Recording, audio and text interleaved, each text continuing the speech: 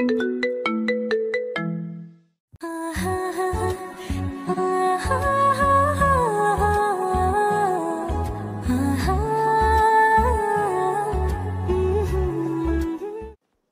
চর মেরে বলল, কুত্তার বাচ্চা, ছোট লোক, তুই কে আর তুই এখানে বসলি কেন? জানিস না আমি এখানে বসি? ছোট লোকের বাচ্চা, আমার জায়গাটা তো নষ্ট করলি। তুই এখানে আসলি কিভাবে? না থাক, তোকে বলতে হবে না, তুই যা এখান থেকে। আমি কোনো কিছু না বলে গালে হাত দিয়ে ওখান থেকে চলে আসছিলাম। তখন ছেলেটা, ছোট লোকের বাচ্চা, কালু আমার সামনে যেন তোকে আর না দেখি, তাহলে কিন্তু তোকে আমি খুন করে ফেলবো, বলে দিলাম। আমি কিছু না বলেই শুধু মাথা নাড়ালাম। তারপর শেষের একটা বেঞ্চে গিয়ে বসতে যাব, তখন দেখি একটা মেয়ে আমার দিকে তাকিয়ে আছে। আপনি কি কিছু বলবেন? ওই ছোট লোকের বাচ্চা, তোর তো সাহস কম না, তুই আমার সাথে কথা বলতে এসেছিস? তারপর আরো কটু কথা বলল। আমি শুধু শুনে যাচ্ছি, একটা কথা বলতে পারলাম না। এমন সময় স্যার আসলেন, সবাই সবার জায়গায় বসলো। আমি দাঁড়িয়ে আছি। স্যার আমাকে দেখে বলল, এই ছেলে এদিকে আয়। আমি গেলাম। তুই এখানে কেন? আর তোকে এখানে কে ঢুকতে দিল? ভিক্ষে করার জন্য কলেজেও চলে এসেছিস ছোট লোক একটা? যা এই ক্লাস থেকে বের হ। স্যার আমাকে ক্লাস থেকে বের করে দিলেন। আমি বাইরে বের হয়ে দরজায় দাঁড়িয়ে স্যারের ক্লাসটা করছিলাম। এমন সময় প্রিন্সিপাল স্যার আমাদের ক্লাসের সামনে আসলেন। স্যার আমার কাছে এসে বললেন, বাবা তুমি বাইরে কেন? আমি স্যারকে দেখে অবাক। ইনি তাহলে আমাদের কলেজের প্রিন্সিপাল স্যার? আমি চুপ করে আছি। প্রিন্সিপাল স্যার বলল, চলো ক্লাসে। আমি স্যারের পিছে পিছে গেলাম। স্যার আমাকে বসতে বলে কিছু কথা বলে চলে গেলেন। আমি বসে আছি শেষের ওই মেয়েটার পাশে, কারণ কোনো বেঞ্চ ফাঁকা নাই। প্রিন্সিপাল স্যার যাওয়ার পর মেয়েটা দাঁড়িয়ে, স্যার, আমি এই ছোট লোকের বাচ্চাটার সাথে বসতে পারবো না। ছোট লোকটা শরীর থেকে কুত্তার মতো গন্ধ লাগছে।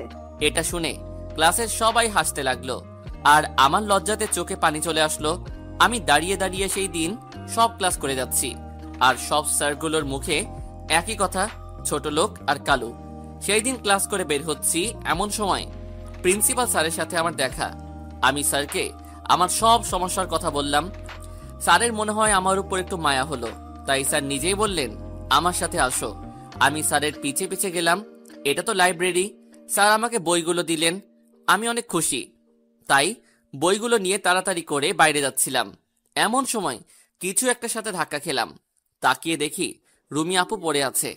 আমি কিছু না ভেবেই আপুকে উঠাতে গেলাম তার হাত ধরে। আপু বলল, কুত্তার বাচ্চা, তোর এত বড় সাহস! এটা বলেই আমাকে যা নয় তা বলেই আমাকে মারতে শুরু করলো। আর এমন সময় পুরো কলেজ আমাদের দিকে তাকিয়ে আছে। প্রিন্সিপাল স্যার আসলেন। রুমি আপু আমার নামে মিথ্যা কথা বলা শুরু করলো। জানি সবাই বিশ্বাস করলো। প্রিন্সিপাল স্যার আমাকে টিসি দিয়ে কলেজ থেকে বের করে দিলেন। আমি সেই দিন অনেক কেঁদেছি। আচ্ছা আপনারাই বলেন, আমি গরিব বলে কি আমি ভালো কলেজে পড়তে পারবো না? আমি গরিব বলেই কি আমার বেঁচে থাকার কোনো অধিকার নাই? আমি গরিব তাই আমাকে যা তা বলে অপমান করবে। আমরা গরিব তাই বলেই আমরা ছোট লোক, তাই আমরা এই সমাজে এত অবহেলিত। আচ্ছা আপনারা তো অনেক ধনী, আমরা কি ইচ্ছে করে গরিব ঘরে জন্ম নেই? আরে ভাই, আমরাও মানুষ, আমাদেরও বেঁচে থাকতে ইচ্ছা করে স্বাধীনভাবে। আমাদের মানুষ বলে একবার কাছে টেনে দেখেন, এই ছোট লোকদের একটা সুযোগ দিয়ে দেখেন, তারাও আপনাদের মতো মানুষ হবে ঠিকই, তারাও আদর্শ মানুষে রূপান্তরিত হবে। আমরা কি পারি না এই ছোট লোকদের নিয়ে এই সুন্দর পৃথিবীটাকে আরো সুন্দর করে গড়ে তুলতে? আমি সেই দিন অনেক কেঁদেছিলাম। সেই দিন কারো সাথে কোনো কথা না বলে সারা দিন কেঁদেছিলাম। আম্মু আমাকে অনেকবার বলেছেন কি হয়েছে, আমি আর কিছু বলতে পারিনি সেই দিন। আমি সারা দিন কিছু খাইনি। রাতে শুয়ে শুয়ে ভাবছি আমি আর এই নিষ্ঠুর শহরে থাকবো না, যে শহরে আমার কোনো মূল্য নেই, কুত্তার মতো ব্যবহার করে সবাই। আজ রাতেই চলে যাব ভেবে সবকিছু ছেড়ে কাউকে কিছু জানাবো না। এমন সময় আব্বু আম্মুর কথা মনে হলো। তাদের হাস্যোজ্জ্বল চেহারাটা আমার চোখের সামনে ভেসে উঠল। এইসব ভাবতে ভাবতেই সকাল হয়ে গেছে। চারিদিকে ফজরের আজান হচ্ছে। রাতের অন্ধকারটা কেটে যাচ্ছে। হয়তো আমার জীবনের অন্ধকারটা কেটে যেতে আমাকে অক্লান্ত পরিশ্রম করতে হবে, তবেই হয়তো অন্ধকারটা কেটে যাবে। নামাজ পড়তে গেলাম। নামাজ পড়ে এসে বসে মন খারাপ করে বসে আছি। আম্মুর নামাজ এখনো শেষ হয়নি। আম্মুর নামাজ শেষ হলে আমি আম্মুকে নিয়ে আমার রুমে যাই। আম্মু আমার দিকে তাকিয়ে আছে, আর তাকিয়ে থাকতে থাকতেই কাঁদতে কাঁদতে বললেন, বাবা তোমার কি হয়েছে? কাল থেকে কিচ্ছু খাওনি। আম্মুর কান্না দেখে আমি আর নিজেকে সামনে রাখতে পারলাম না। নিজেকে কিছুটা সামনে নিয়ে আমি আম্মুকে সবকিছু খুলে বললাম। আরো বললাম, আম্মু, আমি আর এই নিষ্ঠুর শহরে অবহেলার পাত্র হয়ে থাকতে চাই না। আম্মা, তুমি আমাকে অনুমতি দাও, আমি এই শহর থেকে চলে যাব। আর তোমাদের আমাকে নিয়ে চিন্তা করতে হবে না। আমি নিজে কাজ করে নিজের খরচ চালাতে পারবো। এই কথা শুনে আম্মু কোনো কথা না বলেই রুম থেকে বেরিয়ে গেলেন। আমি একাই বসে আছি। এমন সময় আব্বু আম্মু দুজনেই আসলেন। আব্বু আমার দিকে তাকিয়ে আছেন আর আমি নিচের দিকে। আব্বু আমাকে অবাক করে দিয়ে আমাকে জড়িয়ে ধরে কাঁদতে লাগলেন আর বললেন, এত কিছু হয়ে গেছে, আগে বলনি কেন? তুমি কি সত্যি বাইরে কোথাও চলে যেতে চাও? আমি মাথা নেড়ে হ্যাঁ বললাম। তারপর আব্বু ফোনটা বের করে কাকে যেন ফোন দিলেন। বেশ কিছুক্ষণ কথা বলার পর আমাকে বললেন, কাল তুমি ঢাকায় যাচ্ছ তোমার ছোট চাচার বাড়িতে, সকাল 7টার বাসে, মনে থাকে জানো? এটা বলেই আব্বু চলে গেলেন। আম্মু তখনও আমার কাছেই ছিলেন। আমি আম্মুকে বলতে লাগলাম, আম্মু, আমার ছোট চাচা আছে আর আমি জানতাম না। আর আমার চাচা কেমন মানুষ যে তার বড় ভাই ভাবি এমনকি আমার সাথেও কোনোদিন দেখা করেননি, কথা বলেননি। তোর চাচার কোনো দোষ নাই বাবা। আমরা কোথায় আছি তোমার চাচা জানে না, আমরা কেউ তাদের কিছু বলিনি। আমি অবাক হয়ে আম্মুকে বললাম, কেন আম্মু? আম্মু কিছুক্ষণ চুপ থাকার পর বলতে শুরু করলেন, তোর আব্বু আর আমি একই কলেজে একই ডিপার্টমেন্টে পড়তাম। তোর আব্বু আমাকে অনেক পছন্দ করতেন। আমাকে অনেকবার বলার পরও আমি রাজি হইনি। তিনি আমার উপর জোর করা শুরু করলেন। তোর দাদু ভাই ছিলেন একজন প্রভাবশালী লোক, কোনো না কোনো ভাবে আমার আর তোর বাবার কথা জানতে পারে। তোর নানু ভাইকে আর আমাকে অনেক অপমান করেন। তারপর থেকে আমার কলেজে যাওয়া বন্ধ হয়ে যায়। আমার খোঁজে তোর আব্বু বেশ কয়েকবার আমার বাড়িতে এসেছিল। একদিন আমার বাবা খুব অসুস্থ হয়ে যান। আমরা অনেক গরিব ছিলাম, তাই চিকিৎসার ব্যবস্থা করতে পারিনি, যার ফলে আমার বাবা মারা যান।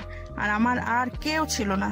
তোর বাবা যে কিভাবে জানতে পেরেছিল আমার বাবা মারা গেছেন, সাথে সাথে তিনি বাবার দাফনের সাথে আমারও দায়িত্ব নেন।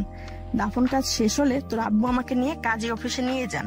কাজী অফিসের সামনে যেয়ে তোর বাবা দুইজন বন্ধুকে কল দিলে তারাও চলে আসেন। আমাদের বিয়ের কাজটা শেষ হলে তোর আব্বু আমাকে নিয়ে তোর দাদুর কাছে যান।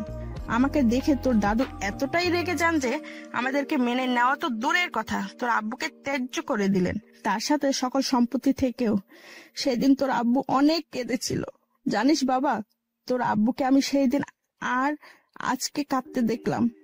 এর আগে কোনো দিনও দেখিনি। যতই কষ্ট পান না কেন, হাসি মুখে সব সামলিয়েছেন। তোর আব্বু আমাকে নিয়ে ঢাকা থেকে রাজশাহী চলে আসেন, আর তাদের সাথে কোনো যোগাযোগ করার চেষ্টা করিনি। এটা বলেই আম্মু নিজের আঁচলে মুখ লুকিয়ে কান্না করতে করতে চলে গেলেন। আমার মনটা খুব খারাপ হয়ে যায়। এমন সময় বন্ধু নাসিফের ফোন। আমি রিসিভ করা মাত্রই নাসিফ বলল, কোথায় রে, একটু দেখা কর, কাজ আছে। আমি আর কিছু না বলে দেখা করতে গেলাম। নাসিব আমার ভাইয়ের থেকেও বড় কেউ যদি থাকে তাহলে সেটা নাসিব নিচেই। আমাকে দেখে নাসিব বুঝে যায় আমার মন খারাপ, তাই আমাকে নিয়ে নদীর পাড়ে নিয়ে যায়। আমি আর নাসিব অনেকক্ষণ বসে আছি, কেউ কোনো কথা বলছি না। দোস্ত, তোর কি হয়েছে বলতো? তোর মন খারাপ থাকলে আমারও মন খারাপ হয়ে যায়। আমি আর নাসিফের কাছে কোনো কিছু না লুকিয়ে সবকিছু খুলে বললাম। কলেজে যা যা হয়েছে সবকিছু বললাম। নাসিফ শুনে আমাকে অবাক করে দিয়ে জড়িয়ে ধরেই কান্না করে দেয়, আর তার সাথে আমিও। আমাদের কথা হলে জোহরের আজান হলো। আমি আর নাসিফ ওখান থেকে উঠে বাড়ির দিকে যাচ্ছি। হঠাৎ করে ফুপির কথা মনে হওয়াতেই চলে আসলাম ফুপির বাড়িতে। ফুপির বাড়ির কাছে আসতেই আমার মাথায় নোংরা পানি পড়লো। কে ফেলেছে দেখার জন্য উপরে ছাদে তাকাতেই দেখি রুমি। রুমি বলে, কিরে ছোট লোক, আমাদের বাড়িতে কি আর কেমন দিলাম? এটা বলেই হাসতে লাগলেন, আর আমি শুধু মুচকি হেসে চলে আসলাম। উপরে উঠতেই দেখলাম ফুপা বসে আছেন আর কি যেন একটা পড়ছেন। আমি কাছে গিয়ে, আসসালামু আলাইকুম ফুপা, কেমন আছেন? ভালো।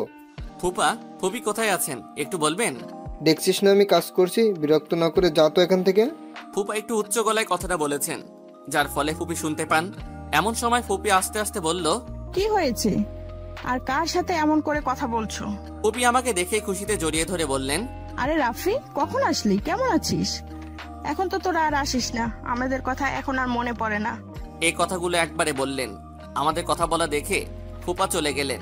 আমি দেখেও না দেখার ভান করে রইলাম আর বললাম, ফুপি, তোমাকে অনেক দেখতে ইচ্ছা করছিল তাই চলে আসলাম। আরো অনেক কথা বললাম। বেশ কিছুক্ষণ পর রুমি আসলো আর বলতে লাগলো, কিরে ছোট লোকের বাচ্চা, এখনো যাসনি নাকি দুপুরে খেয়ে যাবি? কথাটা শেষ না হতেই ফুপা বলে উঠলেন, রুমি কি বলছো এসব? কুকুরের পেটে কি ঘি হজম হয়? আর রাফি তুই এগুলো খেয়ে হজম করতে পারবি? এটা বলেই দুজনে হাসতে থাকে। এটা দেখে ফুপি আমার হাত ধরে নিচে নিয়ে আসলেন আর আমাকে জড়িয়ে ধরে কাঁদতে কাঁদতে বলেন, রাফি শোনা, তুই আর আমাদের বাড়িতে আসিস না। তোকে এরা এত অপমান করে, আমারই খারাপ লাগে। এটা বলেই আমাকে ছেড়ে দিয়ে চলে গেলেন। আমি ভাবছি ছোট লোকের আবার মান সম্মান আর অপমান হতে হতে এখন আর গায়ে লাগে না। এসব ভাবতে ভাবতেই ফুপিদের বাড়ি থেকে বের হলাম। হঠাৎ করে আমি লক্ষ্য করলাম আমার সামনে একটা সুন্দর গাড়ি দাঁড়িয়ে আছে। গাড়িটা দেখে মনে হচ্ছে অনেক দামি গাড়ি। অনেকক্ষণ তাকিয়েছিলাম গাড়িটার দিকে। হঠাৎ গাড়ির ভিতর থেকে একজন ভদ্রমহিলা নেমে আসলেন। আমি তখনও সেখানেই রয়েছি। সেখানে তিনি নামার সাথে সাথে আমাকে বললেন, তুমি আমাকে কি একটু সাহায্য করতে পারবে? জি। আমার গাড়িটার একটু সমস্যা হয়েছে, একটু বলবে গ্যারেজটা কোথায়? আমি কি একটু দেখতে পারি? তুমি কি পারবে? একটু চেষ্টা করে দেখতে পারি, আমার সামান্য একটু অভিজ্ঞতা আছে। আচ্ছা বাবা, একটু দেখে দাও, আমার খুব দরকারি কাজ আছে, তাড়াতাড়ি যেতে হবে। আমি আর কথা না বলেই গাড়িটা দেখতে লাগলাম। যা বুঝলাম একটা লিকেজ হয়েছে, তা সারিয়ে দিলাম। আমি বললাম, এবার গাড়িটা দেখেন তো ঠিক আছে কিনা। মহিলা গাড়িতে উঠলেন আর গাড়িটা স্টার্ট দিলেন। গাড়িটা চালু হলো। তিনি নেমে আসলেন আমার কাছে। বাবা, এই টাকাগুলো রাখো, তোমার কাজে লাগবে। কিছু টাকা আমার দিকে এগিয়ে দিয়ে, মাফ করবেন ম্যাম, আমার এই টাকাগুলো লাগবে না, আমার জন্য দোয়া কইরেন, তাহলে আমি খুশি। উনি আর কোনো কথা না বলে গাড়িতে করে চলে গেলেন। আমিও আর কোনো কথা না ভেবেই বাড়িতে চলে আসলাম। কি রে আব্বু, আজ এত দেরি হলো যে? খাবি কখন? একসঙ্গে খাবো, তাই বসে আছি। আম্মু, তুমি এখনো খাওনি? তুমি 10 মিনিট দাঁড়াও, আমি ফ্রেশ হয়ে আসি। কিছুক্ষণ পর খাওয়া দাওয়া শেষ করে আম্মুর সাথে চাচা ও তার পরিবার সম্পর্কে অনেক কিছু জানলাম। বিকেলে নাসিব ফোন দিল, আবার বের হলাম। আজ বিকালে অনেক জায়গায় ঘুরলাম, অনেক কিছু করলাম। লাস্টে একটা জায়গায় বসলাম, আমাদের প্রিয় জায়গা, নদীর পাড়ে বসে আছি। এমন সময় নাসিব বলল, রাফি, কাল তো ঢাকায় যাবি, আমাকে ভুলে যাবি না তো? আমি কিছু না বলেই জড়িয়ে ধরলাম আর বললাম, আমার তো ভাই নাই, তুই আমার সেই ভাই, তোকে আমি কিভাবে ভুলবো বল। নাসিব আর আমি গল্প করতে করতে আমাকে বলল, রাফি চল তো, আমার বাড়িতে একটু কাজ আছে। আমি জানি না কিসের জন্য আমাকে নিয়ে যাচ্ছে, হয়তো আন্টিদের সাথে দেখা করাবে, তাই আমি আর না করলাম না। 20 মিনিট হাঁটার পর রাফির বাড়িতে গেলাম। আন্টির সাথে আমি আর নাসিব আড্ডা দিলাম। আড্ডা দিয়ে আমি যখন চলে আসব, তখন আমাকে নাসিব কয়েকটা প্যাকেট দিয়ে বলল, ঢাকাতে গিয়ে এগুলো খুলিস।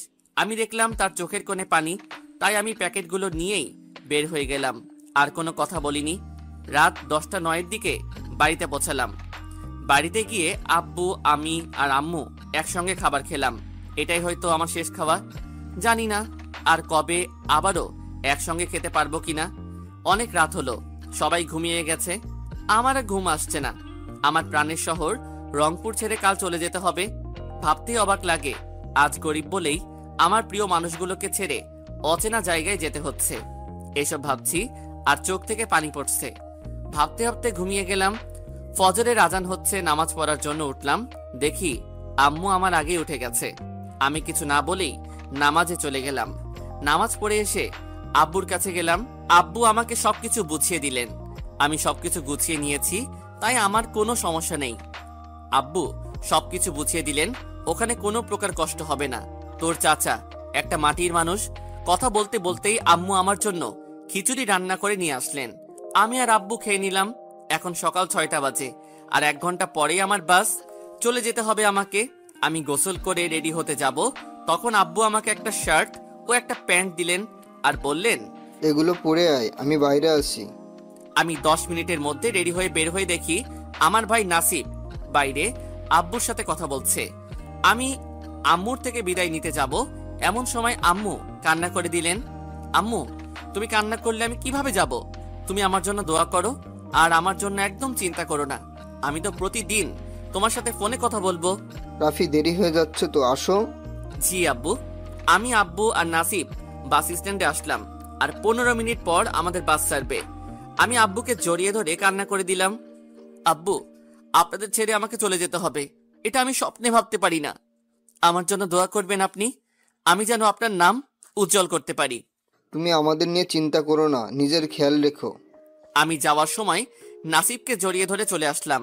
আমার সিট জানালার পাশে। বাস ছেড়ে দিচ্ছে। আমি মাথা বের করে দেখলাম নাসিব কান্না করছে। আমি তাদের বিদায় দিলাম। বাস আপন মনে চলছে। আমি বাইরে তাকিয়ে আছি আর নীরবে চোখের পানি ঝরাচ্ছি। সত্যি খুব কষ্ট লাগছে আমার, কেন যেন ঘুম ঘুম লাগছে। তাই কিছুক্ষণের মধ্যেই ঘুমিয়ে গেলাম। হঠাৎ করে মনে হচ্ছে কেউ আমাকে ডাকছে, তাই তাকিয়ে দেখলাম একটা মেয়ে। কিছু বলবেন? কিছু মনে না করলে আমাকে কি আপনার সিটটা দেওয়া যাবে? আমার একটু সমস্যা আছে তো।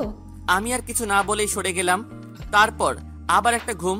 2 ঘন্টা যাওয়ার পর একটা খাবারের বিরতি দেওয়া হলো। আমি উঠে দেখি আমার পাশের মেয়েটা নেই। হঠাৎ করে লক্ষ্য করলাম মেয়েটা আসলো, এসে বলল, একটু সরেন, আমি আমার সিটে যাব। মেয়েটা এমন ভান করলো যে সিটটা তার নিজেরই। আমি বিরক্ত একটা ভাব নিয়ে বললাম, সিটটা চাওয়ার সময় কত মিষ্টি ভাবে বললেন, আর এখন?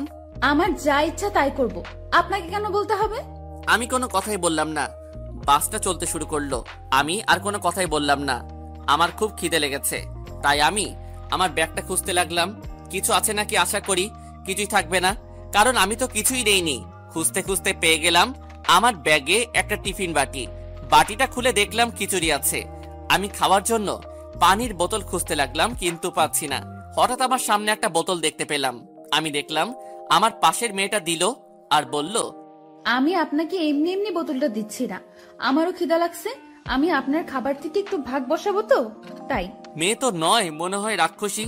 আমি উপায় না পেয়ে মাথা নাড়ালাম। তারপর আমি ওই মেয়েকে কিছু খাবার দিলাম আর আমি খেলাম। খাওয়া শেষ করলাম। মেয়েটাকে ধন্যবাদ দিয়ে আবার ঘুমানোর প্রস্তুতি নিচ্ছি, কারণ জানালার ধারে হলে হয়তো বাইরের দৃশ্য দেখতে পারতাম। এমন সময় মেয়েটা বলল, আমি ঈশিতা, আপনার নাম কি? আমার নাম রাফি, আমার বাড়ি রংপুরে। আপনার সাথে পরিচিত হয়ে ভালো লাগলো। আপনার কিন্তু একটু বেশি ভাব। কিছু বললেন আমাকে? আরে না, কিছু না, আপনার নামটা কিন্তু সুন্দর। ধন্যবাদ। এইভাবে আরো অনেক কথা হলো। আসলে এই মেয়েটা অনেক ভালোই। কথা বলতে বলতে কখন যে ঢাকায় চলে আসলাম বুঝতেই পারিনি। বাস থেকে নেমে গেলাম, কিন্তু ঈশিতাকে দেখলাম না। মনে হয় চলে গেছে।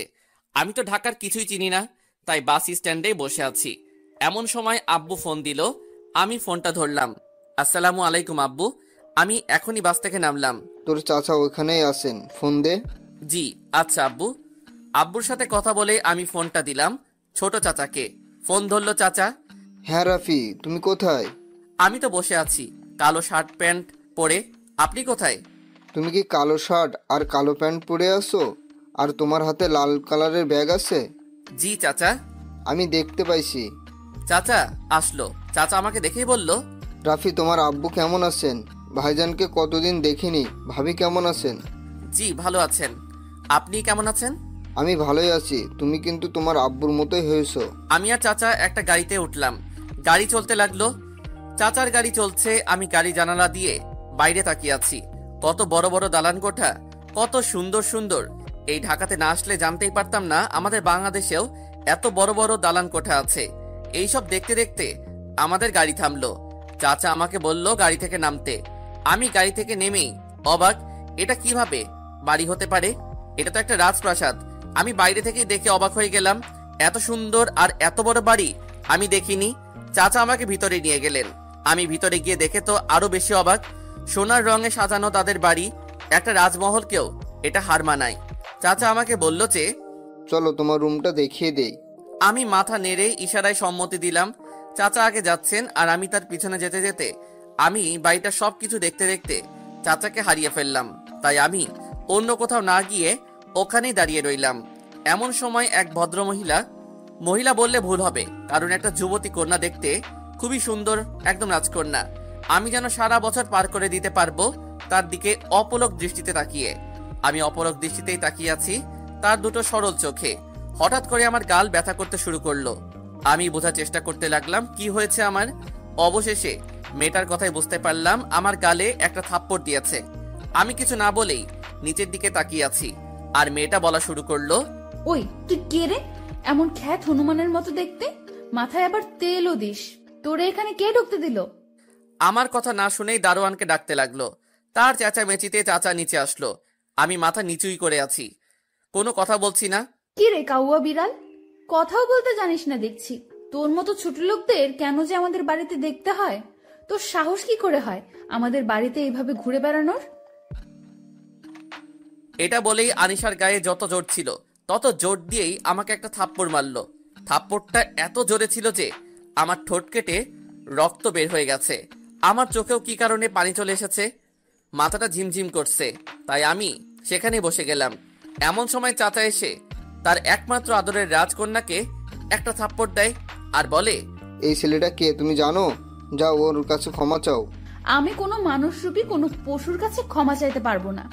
আনিশা এটা বলেই কান্না করতে করতে চলে গেল। আমি পরিস্থিতি স্বাভাবিক করার জন্য বললাম, চাচা আমার রুমটা একটু দেখিয়ে দিবেন? চলো। চাচা আমাকে রুম দেখিয়ে দিয়ে বললেন, জানো রাফি, এটা তোমার আব্বুর ঘর। আমি যত্ন করে রেখেছি এই ঘরটাকে। আমি আমার ভাইজানকে অনেক ভালোবাসি। থাক সেই কথা, তুমি ফ্রেশ হয়ে আসো, আমরা একসাথে লাঞ্চ করব। আমারও খুব খিদা লেগেছে, তাই হ্যাঁ বলে দিলাম। আমি ফ্রেশ হতে যাব। এমন সময় চাচা আমার হাত ধরে বললেন, বাবা তুমি তোমার বোনটাকে মাফ করে দাও। ও এমনই, কিন্তু বন্ধু হয়ে গেলে বুঝতে পারবে যে এটা সেই আগের আনিশা না। আর ওর ব্যবহারের জন্য আমি তোমার কাছে ক্ষমা চাইছি। ছোট মানুষ, না জেনেই ভুল করেছে। তুমি বাবা ওর উপর রাগ করে থেকো না। আব্বু ঠিকই বলেছিল, তার ভাই মাটির মানুষ। চাচা আপনি আমাকে সত্যি এইবার লজ্জায় ফেললেন। আমি কিছু মনে করিনি, আর আমারও একটা ভুল হয়েছিল। চাচা আমার খুব খিদা লেগেছে, আপনি খাবারের ব্যবস্থা করেন, আমি ফ্রেশ হয়ে আসছি। চাচা চলে গেলেন। ওইদিকে আনিশা, ওই ছোট লোকটার জন্য আজ বাবা আমার গায়ে হাত তুলেছেন। বাবা আমাকে কোনোদিনও বকা দেননি, আর কোথাকার কোন গেও ভূতের জন্য আজ আমাকে থাপ্পড় মারলো। তোকে আমি উচিত শিক্ষা দেবো, ছোট লোকের বাচ্চা।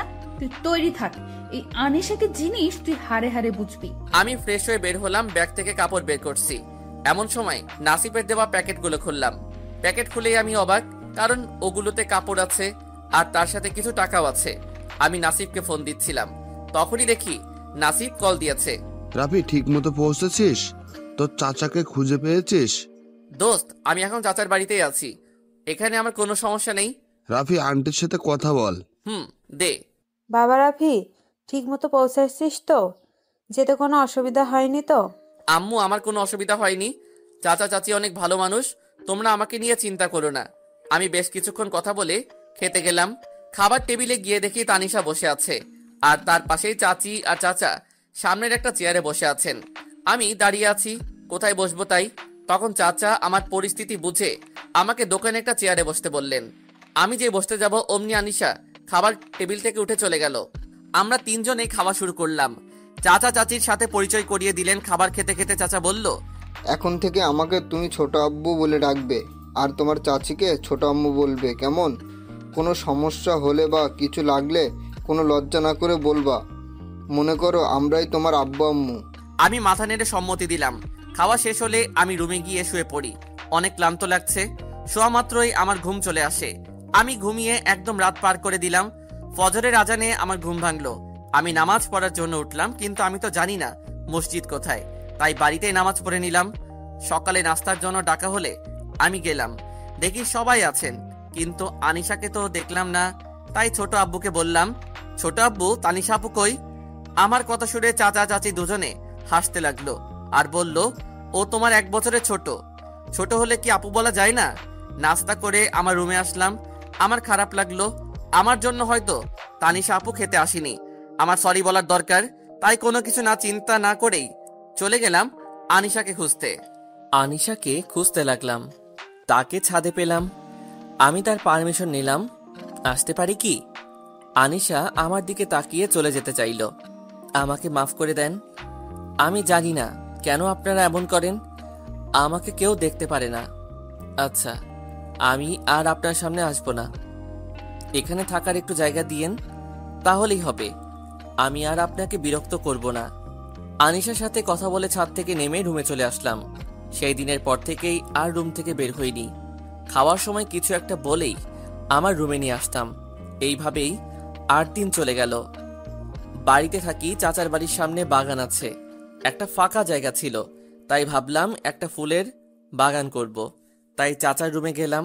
ছোট আব্বু, আমি আসবো। রাফি, হ্যাঁ আসো বাবা। ছোট আব্বু, কিছু কথা ছিল। বলো।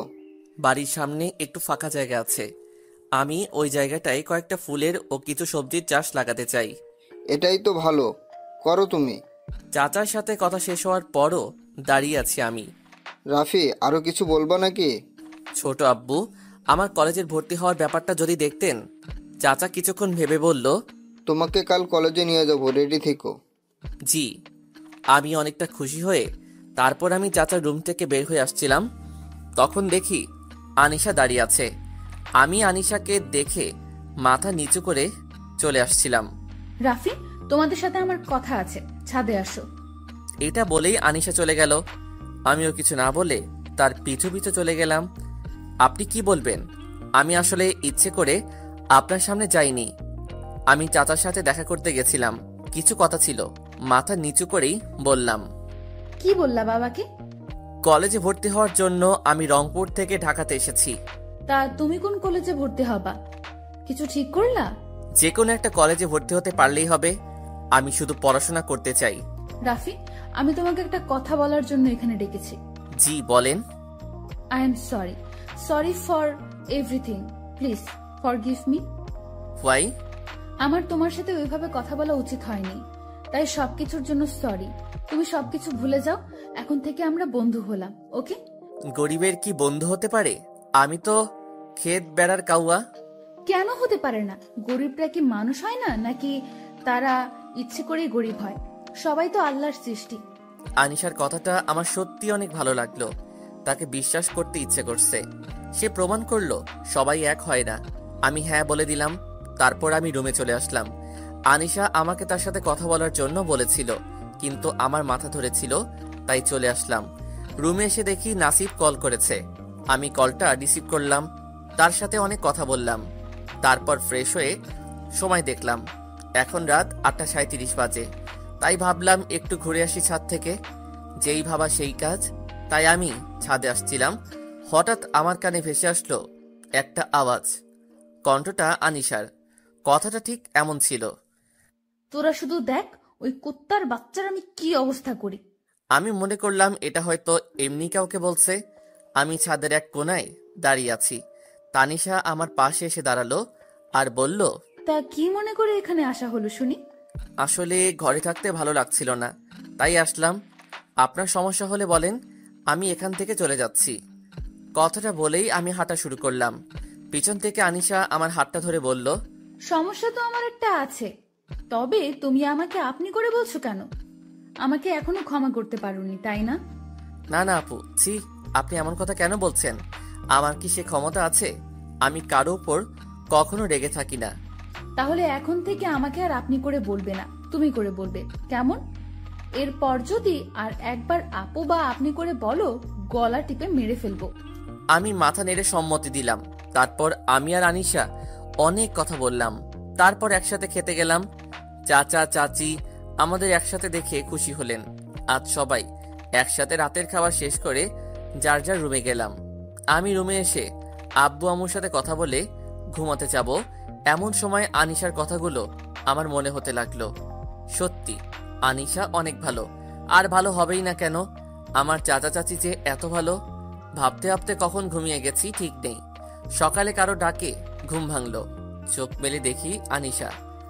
আমি মনে হয় স্বপ্ন দেখছি, তাই আবার ঘুমিয়ে গেলাম। হঠাৎ মনে হলো টিনের চাল দিয়ে পানি পড়ছে, তাই আমি তাড়াতাড়ি উঠে হাতের কাছে যা ছিল তা বিছানার উপর রাখলাম। আরে, আমি তো ভুলেই গেছি আমি চাচার বাড়িতে আছি। এখানে তো বৃষ্টি পড়ার কথা না। সামনে তাকিয়ে দেখি আনিশা জগ হাতে দাঁড়িয়ে আছে। আমি লজ্জা মাখা কণ্ঠে বললাম, এই সব তোমার কাজ? আনিশা হাসতে হাসতে শেষ। তার হাসিটা যে এত সুন্দর তা বলে বোঝাতে পারবো না। আমি এক দৃষ্টিতে তার দিকে তাকিয়ে আছি। আনিশা বিষয়টা বুঝতে পেরে বলল, তুমি রেডি হয়ে নিচে আসো, নাস্তা করে কলেজে যাব। এটা বলেই আনিশা চলে গেল। অজান্তেই আমারও মুখে হাসি ফুটে উঠল। তারপর নাস্তা করে বেরিয়ে গেলাম কলেজে। আমি আর আনিশা একটা গাড়িতে যাচ্ছি। আনিশা গাড়ি ড্রাইভ করছে। চাচা কাল রাতেই সব ব্যবস্থা করে রেখেছেন। আনিশা আমাকে নিয়ে কলেজের খানিকটা দূরে নামাই দিয়ে বলল, একটা রিক্সা করে আসো। আমিও তাই করলাম। তারপর প্রিন্সিপালের রুমে গিয়ে আমার পরিচয় দিলাম। তিনি আমার চাচাকে ফোন দিয়ে আমার ভর্তি কনফার্ম করলেন। সেই দিন ক্লাস করে আবার একই জায়গাতে আনিশার সাথে দেখা। সে আমাকে দেখে বলল গাড়িতে আসতে। আমিও গাড়িতে উঠলাম। তারপর সকালের ঘটনাটা জানতে চাইলাম। তাই সে বলল একটা ফ্রেন্ডকে নাকি নিতে যাওয়া লাগে। আমাদের বেশ ভালোই বন্ধুত্ব হয়ে যায়। আর আমি প্রতিদিন এক জায়গাতে নামতাম আর উঠতাম কলেজের পথে। এইভাবে কয়েক মাস পার হয়ে গেল। আমাদের পরীক্ষার রেজাল্ট দিল। আমি ফার্স্ট ক্লাসে পাশ করেছি আর আনিশা কোনো রকম পাশ করে, যার ফলে চাচা একটু রাগ হয় আর আনিশাকে বকা দেয়। এতে আনিশার রাগ আমার উপর আরো বেড়ে যায়। তার মধ্যে প্রতিশোধের আগুন জ্বলে ওঠে। তারপর সে ভাবতে থাকে কিভাবে আমার উপর তার প্রতিশোধ নিবে। আনিশা রেগে তার রুমে চলে যায় আর ভাবতে থাকে কিভাবে আমাকে অপমান করে আমাকে বাড়ি থেকে বের করে দেওয়া যায়। আনিশা আর সেই দিন তার রুম থেকে একটুর জন্যও বের হলো না। সেদিন কোনো রকম কেটে গেল। আনিশা সারাদিন সারা রাত ভেবে একটা বুদ্ধি বের করলো আর তার সেই বুদ্ধিতে মাঠে নেমে পড়লো। সকালে ঘুম থেকে উঠে দেখলাম আমার রুমের সামনে চাচা দাঁড়িয়ে আছে। আমি তাড়াতাড়ি উঠে চাচার কাছে গেলাম। চাচা বলল, তুমি কি আজ কলেজে যাবা? চাচা আমার না শরীরটা খারাপ করছে, তাই ভাবছি আজ কলেজে যাব না। চাচা আমার কাছে এসে কপালে হাত দিয়ে বলল, তোমার তো অনেক জ্বর এসেছে। চাচা তেমন কিছু না, একটু পরে ঠিক হয়ে যাবে। এমনটা আমার মাঝে মাঝে হয়। ও, চাচা আপনি কি কিছু বলবেন? তুমি কি আনিশাকে একটু পড়াতে পারবে? ও তো পরীক্ষায় ভালো রেজাল্ট করতে পারছে না, তাই ভাবলাম তুমি যদি একটু গাইড করতা। আচ্ছা চাচা আমি পড়াবো। আপনি এখন খুশি তো? আমি অনেক খুশি হয়েছি। আর তুমি যদি পারো তাহলে কাল থেকে পড়াতে শুরু করে দাও, কেমন? জি আচ্ছা। আমি একটু ফ্রেশ হয়ে নিচে গেলাম আমার হাতে তৈরি করা বাগানটাই। সেখানে গিয়ে গাছে পানি দিলাম। তারপর রুমে গিয়ে একটা কাজ করছিলাম। এমন সময় আনিশা আসলো। রাফি, তোমাদের সাথে আমার কথা আছে। বলো। এখানে বলা যাবে না। আমার সাথে তোমাকে যাওয়া লাগবে। তুমি এখন রেডি হয়ে আসো, তোমাকে নিয়ে একটা জায়গায় যাব। কিন্তু? কোনো কিন্তু না, তোমাকে যেতেই হবে। আনিশা তুমি আমাকে কয়েক মিনিট সময় দাও, আমি নাস্তা করে রেডি হয়ে তোমার সাথে যাব। তোমাকে আমি নাস্তা করাবো, এখন চলো। তারপর আমি আর আনিশা গাড়িতে করে অজানা গন্তব্যে চলা শুরু করলাম। আমার জন্য অজানা, কিন্তু আনিশা চিনে। বেশ কিছুক্ষণ গাড়ি চলার পর একটা রেস্টুরেন্টের সামনে গাড়ি থামালো। অনেক বড় রেস্টুরেন্ট। আমি আর আনিশা ভিতরে প্রবেশ করলাম। আনিশা আর আমি রেস্টুরেন্টের শেষ টেবিলে গিয়ে বসলাম। আনিশা খাবার অর্ডার দিল। আমি চুপচাপ বসে আছি মাথা নিচু করে, কারণ আনিশাকে আজ অনেক সুন্দর লাগছে। সাদা ড্রেস, কালো খোলা চুল, সামনে হালকা বাদামি করা ঠোঁটে আমার কাছে সত্যি অসাধারণ লাগছে।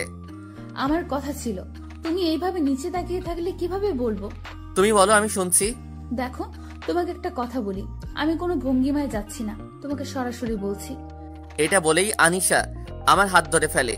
আমি অবাক হয়ে তার দিকে তাকালাম। আমি তোমাকে ভালোবাসি, জানি তুমিও আমাকে ভালোবাসো। আনিশার কথাটা শেষ হওয়ার আগেই খাবার চলে আসলো। আমি আনিশাকে আর কিছু না বলতে দিয়ে, আপনি এগুলো কি বলছেন? আপনি কোথায় আর আমি কোথায়? আপনার কোথাও ভুল হচ্ছে। আর আমি আপনাকে কোনোদিনও ভালোবাসতে পারবো না, আমাকে মাফ করবেন। এটা বলেই আমি চলে আসতে যাব, তখন আনিশা বলে, আমি তোমাকে সত্যিই ভালোবাসি।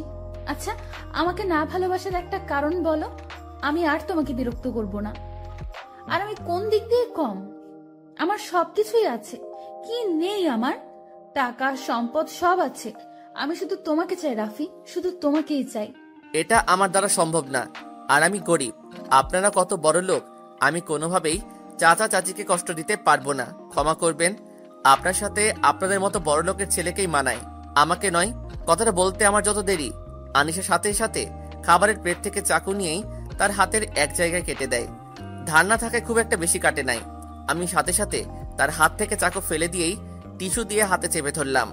আনিশাকে অনেক কষ্টে গাড়িতে বসিয়ে দিয়ে আমি ফার্মেসি থেকে তুলো, ব্যান্ডেজ আর স্প্রিন্ট নিয়ে আসলাম।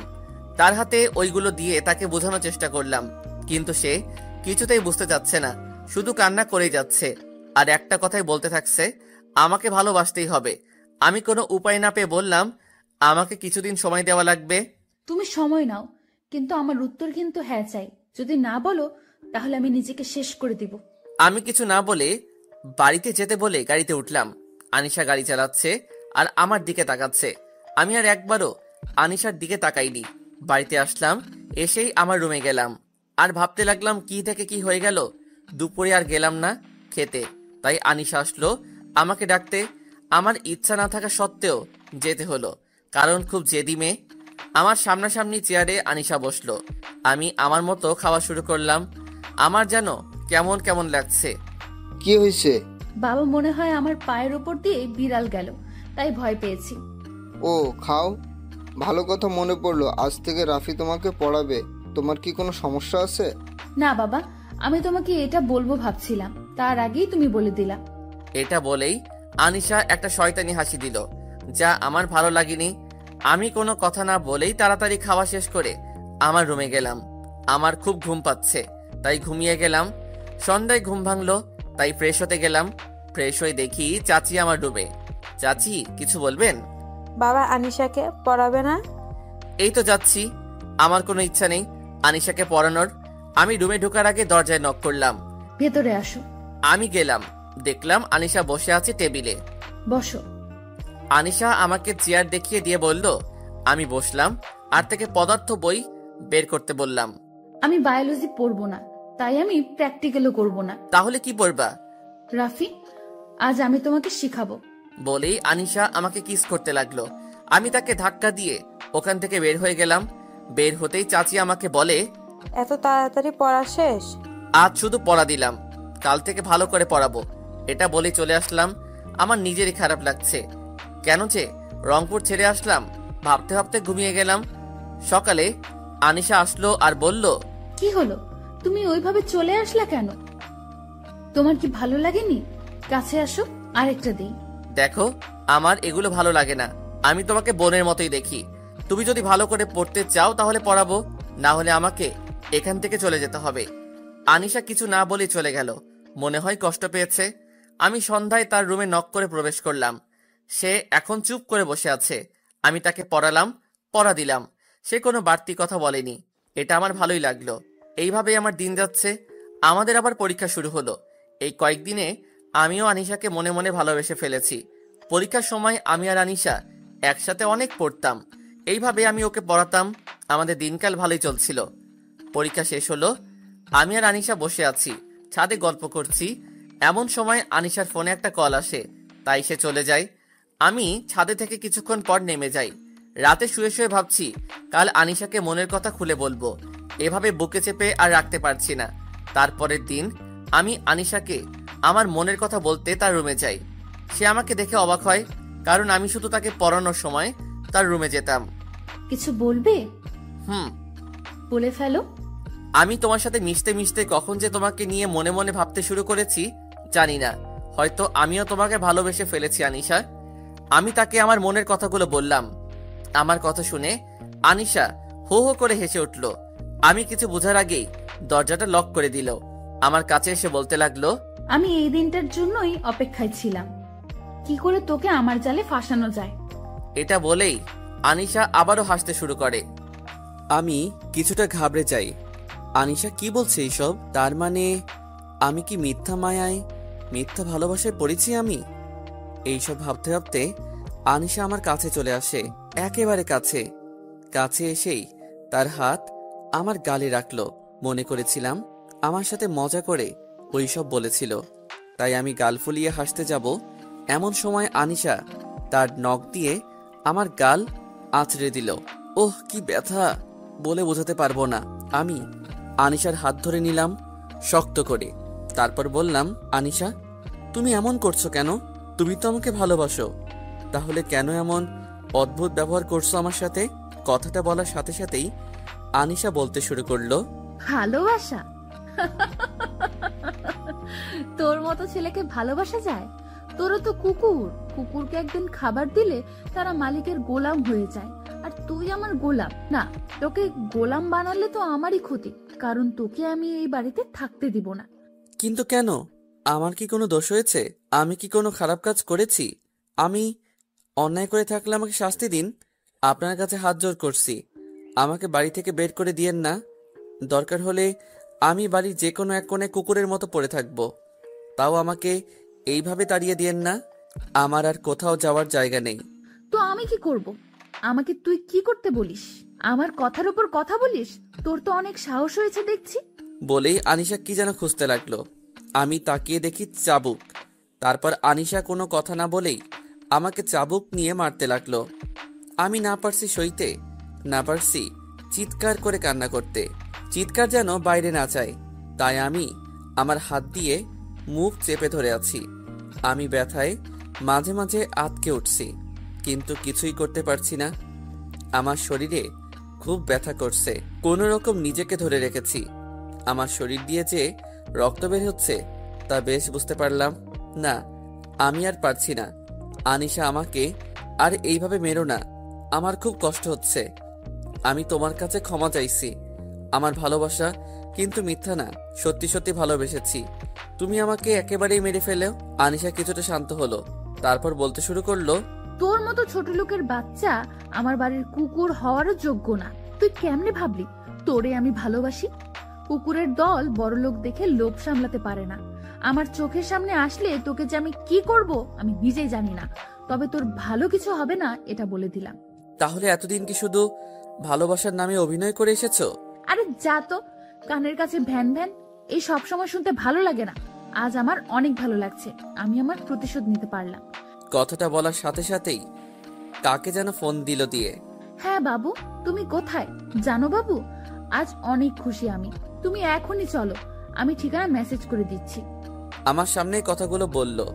আমি বুঝতে পারলাম তার মনে হয় মনের মানুষকে এইসব বলল। আমি আর আমার চোখের পানি লুকাতে পারলাম না, সরাসরি আমার রুমে এসে কাঁদলাম। চোখের পানি শুকিয়ে গেল, আমার মনের আগুন এখনো জ্বলতে থাকলো। সারা রাত আমার ঘুম আসলো না। আজান হচ্ছে, নামাজ পড়তে যাব। অজু করে বের হয়ে দেখি আনিশা রুমে এখনো আলো জ্বলছে, তাই আমি দেখার জন্য দরজায় নক দিলাম। কয়েকবার নক দেওয়ার পর দরজা খুললো, আর খোলার সাথে সাথেই আমার দুই গালে দুটো চড় মেরে বলতে লাগলো, কুত্তার বাচ্চা, এখানে কি? ছোট লোকের বাচ্চা, ভাগ এখান থেকে। শালা তোর মতো লুচ্চা আমি একটাও দেখিনি। আমার চড় মারার কারণে ঠোঁটটা কেটে গেছে। আনিশার কথায় তার থেকে বেশি কষ্ট হচ্ছে, তাই আমি একটু মুচকি হাসি দিয়ে বললাম, রাতে তো ঘুমাওনি, এখন না ঘুমালে শরীর খারাপ করবে। এটা বলে চলে আসলাম। চোখের পানি মুছতে মুছতে রুমে এসে নামাজ পড়ে দোয়াতে আনিশার ভালোর জন্য দোয়া করতে লাগলাম। চোখের পানি যেন থামছে না। এইভাবে চলতে থাকে আমার দিন। আনিশা আমাকে কষ্ট না দিলে তার দিন যেত না। এখন আমাকে কলেজে অপমান করে, সবার সামনে চড় মারে। আমাকে কখনো তার চাকর বানায়, আবার কখনো তার গোলাম। কখনো আমাকে মানুষ বলে মনে করেই না। আমি আমার আব্বু আম্মুর কথা ভেবে এই বাড়ি থেকে কোথাও যেতে পারি না। আমার চাচা ব্যবসার কাজে দেশের বাইরে গেছে। আমার হাতে লাগানো গাছগুলো বেশ সুন্দরভাবে বেড়ে উঠছে। প্রতিদিনই পানি দেই। আনিশা আগের থেকে অনেক পাল্টে গেছে। চাচির সাথেও এখন খারাপ ব্যবহার করে। চাচি সুযোগ পেলেই অপমান করে দেয়। একদিন আমি আর চাচি বসে গল্প করছিলাম, এমন সময় আনিশা আসে, আমাকে আর চাচিকে দেখে দাঁড়িয়ে যায়। এই ছোট লোক তো আর এক ছোট লোকের সাথে গল্প করছে, হাউ ফানি। এটা বলে তার রুমে চলে যায়। আনিশা আমাকে আর চাচিকে উদ্দেশ্য করে বলল, চাচি। আনিশার কথা শুনে কাঁদতে লাগলো। কাঁদতে কাঁদতে নিজের রুমে চলে গেলেন। আমার এখন আর কিছু হয় না, অভ্যাস হয়ে গেছে। কিন্তু চাচির জন্যই খারাপ লাগলো। আমাদের এইচএসসি পরীক্ষার 1 মাস 13 দিন সময় আছে। আমার একটা নোট কিনা লাগবে গণিতের, তাই বাসা থেকে বের হলাম। বের হয়ে দেখলাম আনিশা আর একটা ছেলে বাইকে করে যেন কোথায় গেল। আনিশা এত রাতে কোথায় যেতে পারে? আর ওই ছেলেটাকে তো আমি চিনি, ও খুবই খারাপ ছেলে। আমি কিছু না ভেবে একটা ট্যাক্সিতে উঠে তাদের ফলো করতে লাগলাম। ফলো করতে করতে দেখলাম তারা একটা নির্জন একটা বাড়ির ভিতর ঢুকলো। আমি কিছু বুঝতে পারলাম না, ছেলেটার উদ্দেশ্য ভালো না। তারা বাড়ির ভিতর ঢুকে গেল, আমিও তাদের পিছু পিছু ঢুকলাম। সেখানে ভীষণ অন্ধকার ছিল, তাই অত ভালো মতো কিছু বোঝা যাচ্ছে না। আমি হঠাৎ একটা রুমের সামনে এসে থমকে দাঁড়ালাম, কারণ সেখানে আলো ছিল, আর ছিল কেমন অদ্ভুত গোঙানোর আওয়াজ। আমি ভয়ে ভয়ে রুমের ভিতর প্রবেশ করেই আমার চোখ দুটো পড়ে যাওয়ার মতো অবস্থা, কারণ ছেলেটা আনিশাকে বন্দি করে তার জামা কাপড় খুলে দিচ্ছে, আর আনিশার মুখে কাপড় দিয়ে আটকানো আছে, যার ফলে সে চিল্লাতে পারছে না। আনিশার সাথে সাথে ছেলেটাও আমাকে দেখে ফেলেছে, তাই আমি বাধ্য হয়েই তাদের সামনে চলে আসি আর ছেলেটা আমাকে দেখেই বন্দুক বের করে নিল। আমি এখন কি করব ভাবছি। ও পেয়েছি। আমি ছেলেটাকে উদ্দেশ্য করে বললাম, তুমি কি শুধু আনিশাকে একাই ভোগ করবে? আমারও অনেক দিনের ইচ্ছা, আমাকে তোমার বন্ধু করে নাও, তোমারই ভালো হবে। ছেলেটা কিছু একটা ভাবছে। আনিশা আমার দিকে অবাক হয়ে তাকিয়ে আছে, হয়তো নিজের কানকে বিশ্বাস করতে পারছে না। তুই ঠিক বলেছিস, এই মেয়েটা যা জিনিস না, একে একা খেয়ে শেষ করা যাবে না। তোকে ভাগ দিব, কিন্তু আমার একটা শর্ত আছে। কি শর্ত? তাকে একটা থাপ্পড় মার, শালির কি তেজ, আর সব তেজ গুঁড়ো করে দেব। আমার খারাপ লাগলেও কিছু করতে পারছি না, তাই তার কথাই একটা থাপ্পড় মারি, এতে আনিশারও কিছু করার নেই। আমি তাকে থাপ্পড় মেরে দিলাম। বিশ্বাস করেন, আমার অনেক কষ্ট হয়েছে, মনে হচ্ছে আমার বুক ফেটে হার্ট বের হয়ে যাচ্ছে। আমি ছেলেটাকে বললাম, আমরা এখন একটু মজা করি, আছে নাকি ওইসব? আরে আছে, আমার বাড়ি এখানে, সব আছে। এটা বলেই পাশের রুমে গেল, আর আমি তখন ওর পিছু গেলাম। আর ও রুমে যাওয়া মাত্রই আমি ওকে বাইরে থেকে লক করে দেই। ছেলেটাকে আটকে দিয়ে আমি সাথে সাথেই পুলিশকে ফোন দিয়ে জানিয়ে দিলাম। আনিশার কাছে গিয়ে দেখি ও হতাশ হয়ে গেছে। আমি সাথে সাথেই ওকে বাঁধন থেকে মুক্ত করে আমি ওকে নিয়ে বাড়িতে চলে আসি। ওকে মনে হয় এমন কিছু খাওয়ানো হয়েছে যার কারণে ও কেমন যেন করছে। আমি আর আনিশা কোনো মতে বাড়িতে পৌঁছালাম। তারপর বাড়িতে গিয়েই দেখি চাচি বসে আছে। আনিশার এমন অবস্থা দেখে বলে, কি হয়েছে? তারপর আমি বললাম, আমি আর তানিশা একটু বাইরে ঘুরতে গেছিলাম, আর আনিশার একটু মাথাটা ঘুরছে। ওকে ওর রুমে রেখে শুয়ে দিয়েই চাচি আর আমি আমাদের রুমে গেলাম। সকালে কারোর চিৎকারে আমার ঘুম ভেঙে গেল। তাকিয়ে দেখি আনিশা আর চাচি আমার রুমের সামনে, তাই আমি তাড়াতাড়ি উঠে গেলাম। দরজার কাছে যেতেই চাচি আমাকে ঠাস করে একটা চড় বসিয়ে দিল। গাল অনেক ব্যথা করছে। আমি কিছু বুঝতে পারলাম না, তাই অবাক হয়ে তাদের দিকে চেয়ে আছি। একবার তানিশার দিকে চেয়ে আছি, আবার চাচির দিকে।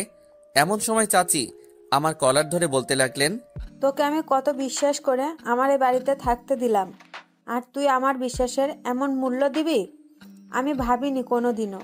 তুই আমার সব বিশ্বাস নষ্ট করলি। তোকে কত ভালোবেসেছিলাম, তোকে কোনো দিনও আমার অন্য চোখে দেখিনি, আর তুই কি করলি? আমার মেয়েটার সর্বনাশ করলি। আমি চাচির কথা শুনে আকাশ থেকে পড়লাম। উনি কি বলছেন এগুলো? আমি আবার আনিশার সাথে কি করলাম?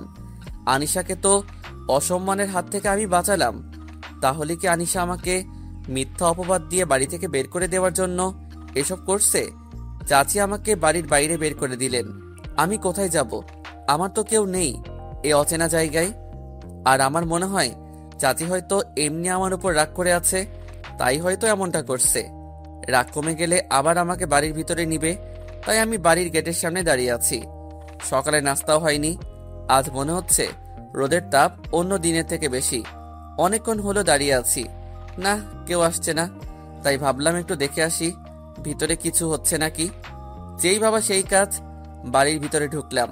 ঢুকতেই আনিশা আমাকে দেখে তার হাতে গ্লাস ছিল, আর সেটা আমার দিকে ছুড়ে দিল।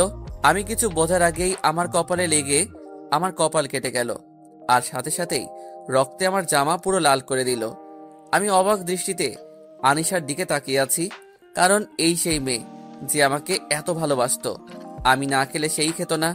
আমি রাতে ঘুমালে মাঝে মাঝে আমার বুকে মাথা রেখে ঘুমাতো, আর আমার একটু কষ্ট দেখতে পারতো না। আমার জ্বর আসলে সারা রাত আমার পাশে থাকতো, মাঝে মাঝে ঘুরতে নিয়ে যেত।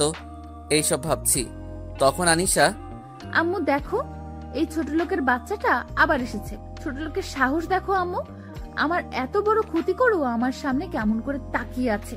কুত্তার বাচ্চাকে বাড়ি থেকে বের করে দাও। আনিশার কথা শুনে চাচি আসলো, আর আমার মনটা ভেঙে গেল। দয়া করে আমাদের তো এখন একা থাকতে দে। আমাদের তো যা সর্বনাশ করার করে দিয়েছিস, এখন আর আমাদের কষ্ট দিস না। তুই আমাদের চোখের সামনে থেকে যা। তোর মতো ছোট লোক আর নিচু মনের মানুষকে আমরা দেখতে চাই না। কিন্তু চাচি, আমার অপরাধটা, এটা বলার সাথে সাথে চাচি আমার গালে থাপ্পড় বসিয়ে দিল। আমি অবাক হয়ে চাচির দিকে তাকিয়ে আছি। এবার সত্যি কষ্টে আমার বুকটা ফেটে গেল। আমি আর আমার চোখের পানিটা ধরে রাখতে পারলাম না। আমি কাঁদতে কাঁদতে চাচির পা ধরে বলতে লাগলাম, চাচি, আপনারা ছাড়া আমার আর কে আছে বলুন? আমি তো এই শহরের কিছুই চিনি না, আর আমি সত্যি অসহায়ের মতো হয়ে যাব। আমি আনিশার কোনো সর্বনাশ করিনি, তবুও আপনারা না হয় আর 2টা মাস আমাকে থাকার সুযোগ দেন। কথা দিচ্ছি, আমার পরীক্ষাটা শেষ হলেই চলে যাব। আমাকে থাকতে দেন, সারাদিনে না হয় একবেলা খেতে দিবেন, আমাকে বাড়ি থেকে বের করে দিয়েন না। আমি শেষ পর্যন্ত আনিশার পাও ধরলাম, কিন্তু আমাকে থাকতে দিল না। আর এইদিকে আমাকে তাদের বাড়ি থেকে বের করে দিল একটা কুকুরের মতো। আরে ভাই, আমার দোষ কি জানেন? আমরা গরিব, আমরা ছোট লোক। আরও একটা দোষ, মানুষের ভালো করতে নেই, যদি করেন তাহলে তার ফল আপনাকে পেতেই হবে। তাই আমিও পেলাম। আমার কি দোষ ছিল? আমি এখন কার কাছে যাব? কি করব? আমার যে মা বাবার স্বপ্নটা পূরণ করতে হবেই, এইসব ভাবছি আর হাঁটছি। এমন সময় একটা বড় গাছের নিচে আসলাম, সেখানে হেলান দিয়ে বসলাম, আর সাথে সাথেই বৃষ্টি শুরু হয়ে যায়। আজ অনেক কষ্ট হচ্ছে, নিজের ভালোবাসার মানুষটাও আমাকে বিশ্বাস করতে পারল না। সেদিন খুব ভিজলাম, রাতে বৃষ্টি থামলো, কিন্তু আমার জ্বরটা থামলো না, কারণ সারা দিন না খেয়ে আছি, তার উপর আবার কপাল ফেটে গেছে। কোনো রকম সকাল হলো, পকেটে হাত দিয়ে দেখি মোবাইল নাই, তাই নিজের মান সম্মান বাদ দিয়ে মোবাইলটা আনতে আনিশার বাড়িতে গেলাম। আনিশার বাড়িতে গিয়ে দেখলাম দারোয়ান চাচা দাঁড়িয়ে আছে। আমাকে দেখেই আমার কাছে আসলো। আমি চাচাকে সালাম দিয়ে আমার ফোনটা আনার জন্য বললাম। বেশ কিছুক্ষণ পর চাচা আসলো। আমি মোবাইল ফোনটা নিয়ে হাঁটা ধরলাম। চাচা ডাক দিল, বাবা দাঁড়াও। আমি পিছনে তাকিয়ে দেখলাম চাচা নিজেই আমার কাছে এসে আমাকে কিছু টাকা দিলেন। অনেক না করার পরও আমাকে জোর করে দিলেন। আমি টাকাগুলো নিয়ে আসলাম। আমি টাকা দিয়ে কিছু কিনে খেলাম। আমার গন্তব্য এখন ওই বড় গাছটার নিচে। আমি হাঁটছি, দূর থেকে মনে হচ্ছে ওটা আনিশা।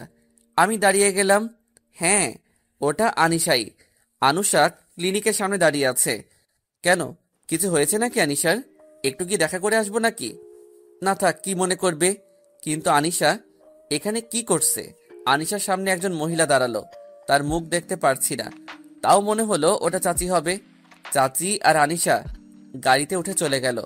আমি কৌতূহল বশত ক্লিনিকের ভিতরে গেলাম। সেখানে একজন ডাক্তারকে পরিচিত লাগছে, কোথায় যেন দেখেছি, মনে পড়ছে না। হ্যাঁ, মনে পড়েছে, এটা তো আনিশাদের ফ্যামিলি ডাক্তার। আমার ভালোই হলো, আমি সহজেই জানতে পারবো, আর ওনার সাথে আমার সম্পর্কটাও ভালো। আমি আর কোনো কিছু না ভেবেই চলে গেলাম ডাক্তার আঙ্কেলের কাছে। আমি সামনে এগোতে লাগলাম। ডাক্তার আঙ্কেল আমাকে দেখেই, আরে রাফি, কেমন আছো? তা কি মনে করে আমার এখানে? আসলে আঙ্কেল, আমার একটা খুব জরুরি কাজ আছে। তা তোমাকে কিভাবে সাহায্য করতে পারি? আঙ্কেল, আপনিই পারবেন আমাকে সাহায্য করতে। আচ্ছা বলো, কি জানতে চাও? আমি দেখলাম আনিশা আর চাচি আসছিল আপনার কাছে। চাচি কি অসুস্থ, নাকি অন্য কোনো কারণে আসছিল আপনার কাছে, নাকি আনিশার কিছু হয়েছে? আঙ্কেল, কিছু হয়েছে কি? আসলে বাবা, কি বলবো তোমাকে, আর কিভাবেই বলবো সেটা বুঝতে পারছি না। আঙ্কেল, হিয়ালি না করে আমাকে সবকিছু বলেন। আসলে আনিশা মনে করছে তার সাথে কেউ জোর জবরদস্তি করছে, আর তার সতীত্ব নাকি নষ্ট হয়েছে, আর সেটা নাকি তুমি আর তোমার বন্ধু মিলে করছো। আমি এই কথা শুনে মাথা নিচু করে আছি, আর ভাবছি আমি কি করলাম, আর আনিশা কি বলল। আমি আর কোনো কথা না বলেই সেখান থেকে চলে আসলাম। আমার মাথায় কিছুই ঢুকছে না, কি থেকে কি হয়ে গেল। আমি আবারও গাছের নিচে গিয়ে বসলাম, আর ওইসব কথাগুলো ভাবছি। সন্ধ্যা হয়ে গেছে, খুব ক্লান্ত, তাই একটু চোখ বন্ধ করেছিলাম। তখন কেউ আমার কাঁধে হাত দিল। আমি তাকিয়ে দেখি ঈশিতা। আমি তো অবাক হয়ে তাকিয়ে আছি তার দিকে। ও এখানে কি করে? পাঠকদের হয়তো মনে নেই, রংপুর থেকে ঢাকা আসলাম, বাসের পাশের সিটে ঈশিতা। তুমি এখানে কি করো, আর এইভাবে শুয়ে আছো কেন? আর তোমার কপালে কি হয়েছে? এমনি, ও কিছু না। তা কি করো তুমি এখানে? আরে পাগল, আমার বাসার সামনেই তো তুমি আছো। তোমার কি হয়েছে বলো তো? আমাকে বন্ধু ভেবে বলতে পারো। তোমার তোমার চাচার বাসায় ওঠার কথা। কেন যেন ঈশিতাকে বিশ্বাস করতে ইচ্ছে করছে, তাই সব বলে দিলাম। দেখি ঈশিতার চোখে পানি। ঈশিতা আমার হাত ধরে টান দিল। আমি বসা থেকে উঠে দাঁড়ালাম। ঈশিতা আমাকে বলতে লাগলো, এখন তুমি আমার সাথে যাবা। আমি কোথায় যাব? তোমাকে কোনো কথা বলতে হবে না, আর আমার সাথে গেলেই হবে। আমি সত্যি আর নতুন করে অপমানিত হতে পারবো না, আমাকে মাফ করো। ঈশিতা আমাকে জোর করে নিয়ে গেল তার বাড়িতে। তার বাড়ির অবস্থা মোটামুটি মধ্যবিত্ত পরিবার। সে আমাকে তার পরিবারের সাথে আমাকে পরিচয় করে দিল। তার পরিবারের লোকজন খুব ভালো। ঈশিতার কথায় আমাকে তাদের বাড়িতে থাকতে দিলেন। আমি ঈশিতাকে বললাম, ঈশিতা, আমার জন্য তোমাদের কষ্ট করা লাগবে না, তোমরা থাকো, আমি যাই। ঈশিতা আমার হাত ধরে বলল, সবাইকে আনিশার মতো মনে করো কেন? বন্ধুর বাড়িতে তো থাকাই যায় নাকি? আমি অনেক চিন্তা ভাবনা করলাম, যেভাবেই হোক আমি পরীক্ষাটা দিব, তাই রাজি হলাম। ঈশিতা আমাকে একটা ঘর দেখিয়ে দিল আর বলল, ফ্রেশ হয়ে আসো। আমি ফ্রেশ হয়ে আসলাম। সবাই একসাথে রাতের খাবার খেলাম। ঈশিতার বাবা নেই, তার আম্মা আর একটা বড় ভাই আছে। উনি ব্যবসার কারণে বেশিরভাগ সময় বাইরে থাকে। ঈশিতা তার ভাইয়ার রুমে আমার থাকার ব্যবস্থা করলো। আনিশাদের ওখান থেকে আসার সময় দারোয়ান চাচার হাতে একটা চিঠি দিয়ে এসেছিলাম আর বলেছিলাম পরীক্ষাটা শেষ হলে যেন আনিশাকে দেওয়া হয়। আর ওইদিকে আনিশার রিপোর্ট ঠিক আছে, তার সতীত্ব ঠিক আছে, তারপরেও তার মনে কোনো আক্ষেপ নাই। আমাকে তো তারা বাড়ি ছাড়া করতে পেরেছে, কিন্তু চাচি তার ভুল বুঝতে পেরেছে। এখন কিছুই করার নেই। ঈশিতা আর আমি একসাথেই পড়তাম, তাই তার বইগুলো নিয়ে আমি আর ঈশিতা পড়তাম। পরীক্ষার আর কিছুদিন বাকি আছে। আমার আর ঈশিতার প্রস্তুতি ভালোই। আমরা সারাদিনই একসাথে পড়াগুলো করতাম, গল্প করতাম, অনেক মজা করতাম। প্রথম পরীক্ষা আমার আর ঈশিতার একই কলেজে পরীক্ষার সিট বসেছে। আর আমি পরীক্ষার রুমে ঢুকতে দেখলাম আনিশা আর তার বান্ধবীরা সবাই গল্প করছে। আমি শুধু একবার দেখেই আমার সিট খুঁজতে লাগলাম, আর ভাগ্যক্রমে আনিশার আগের সিটটাই আমার।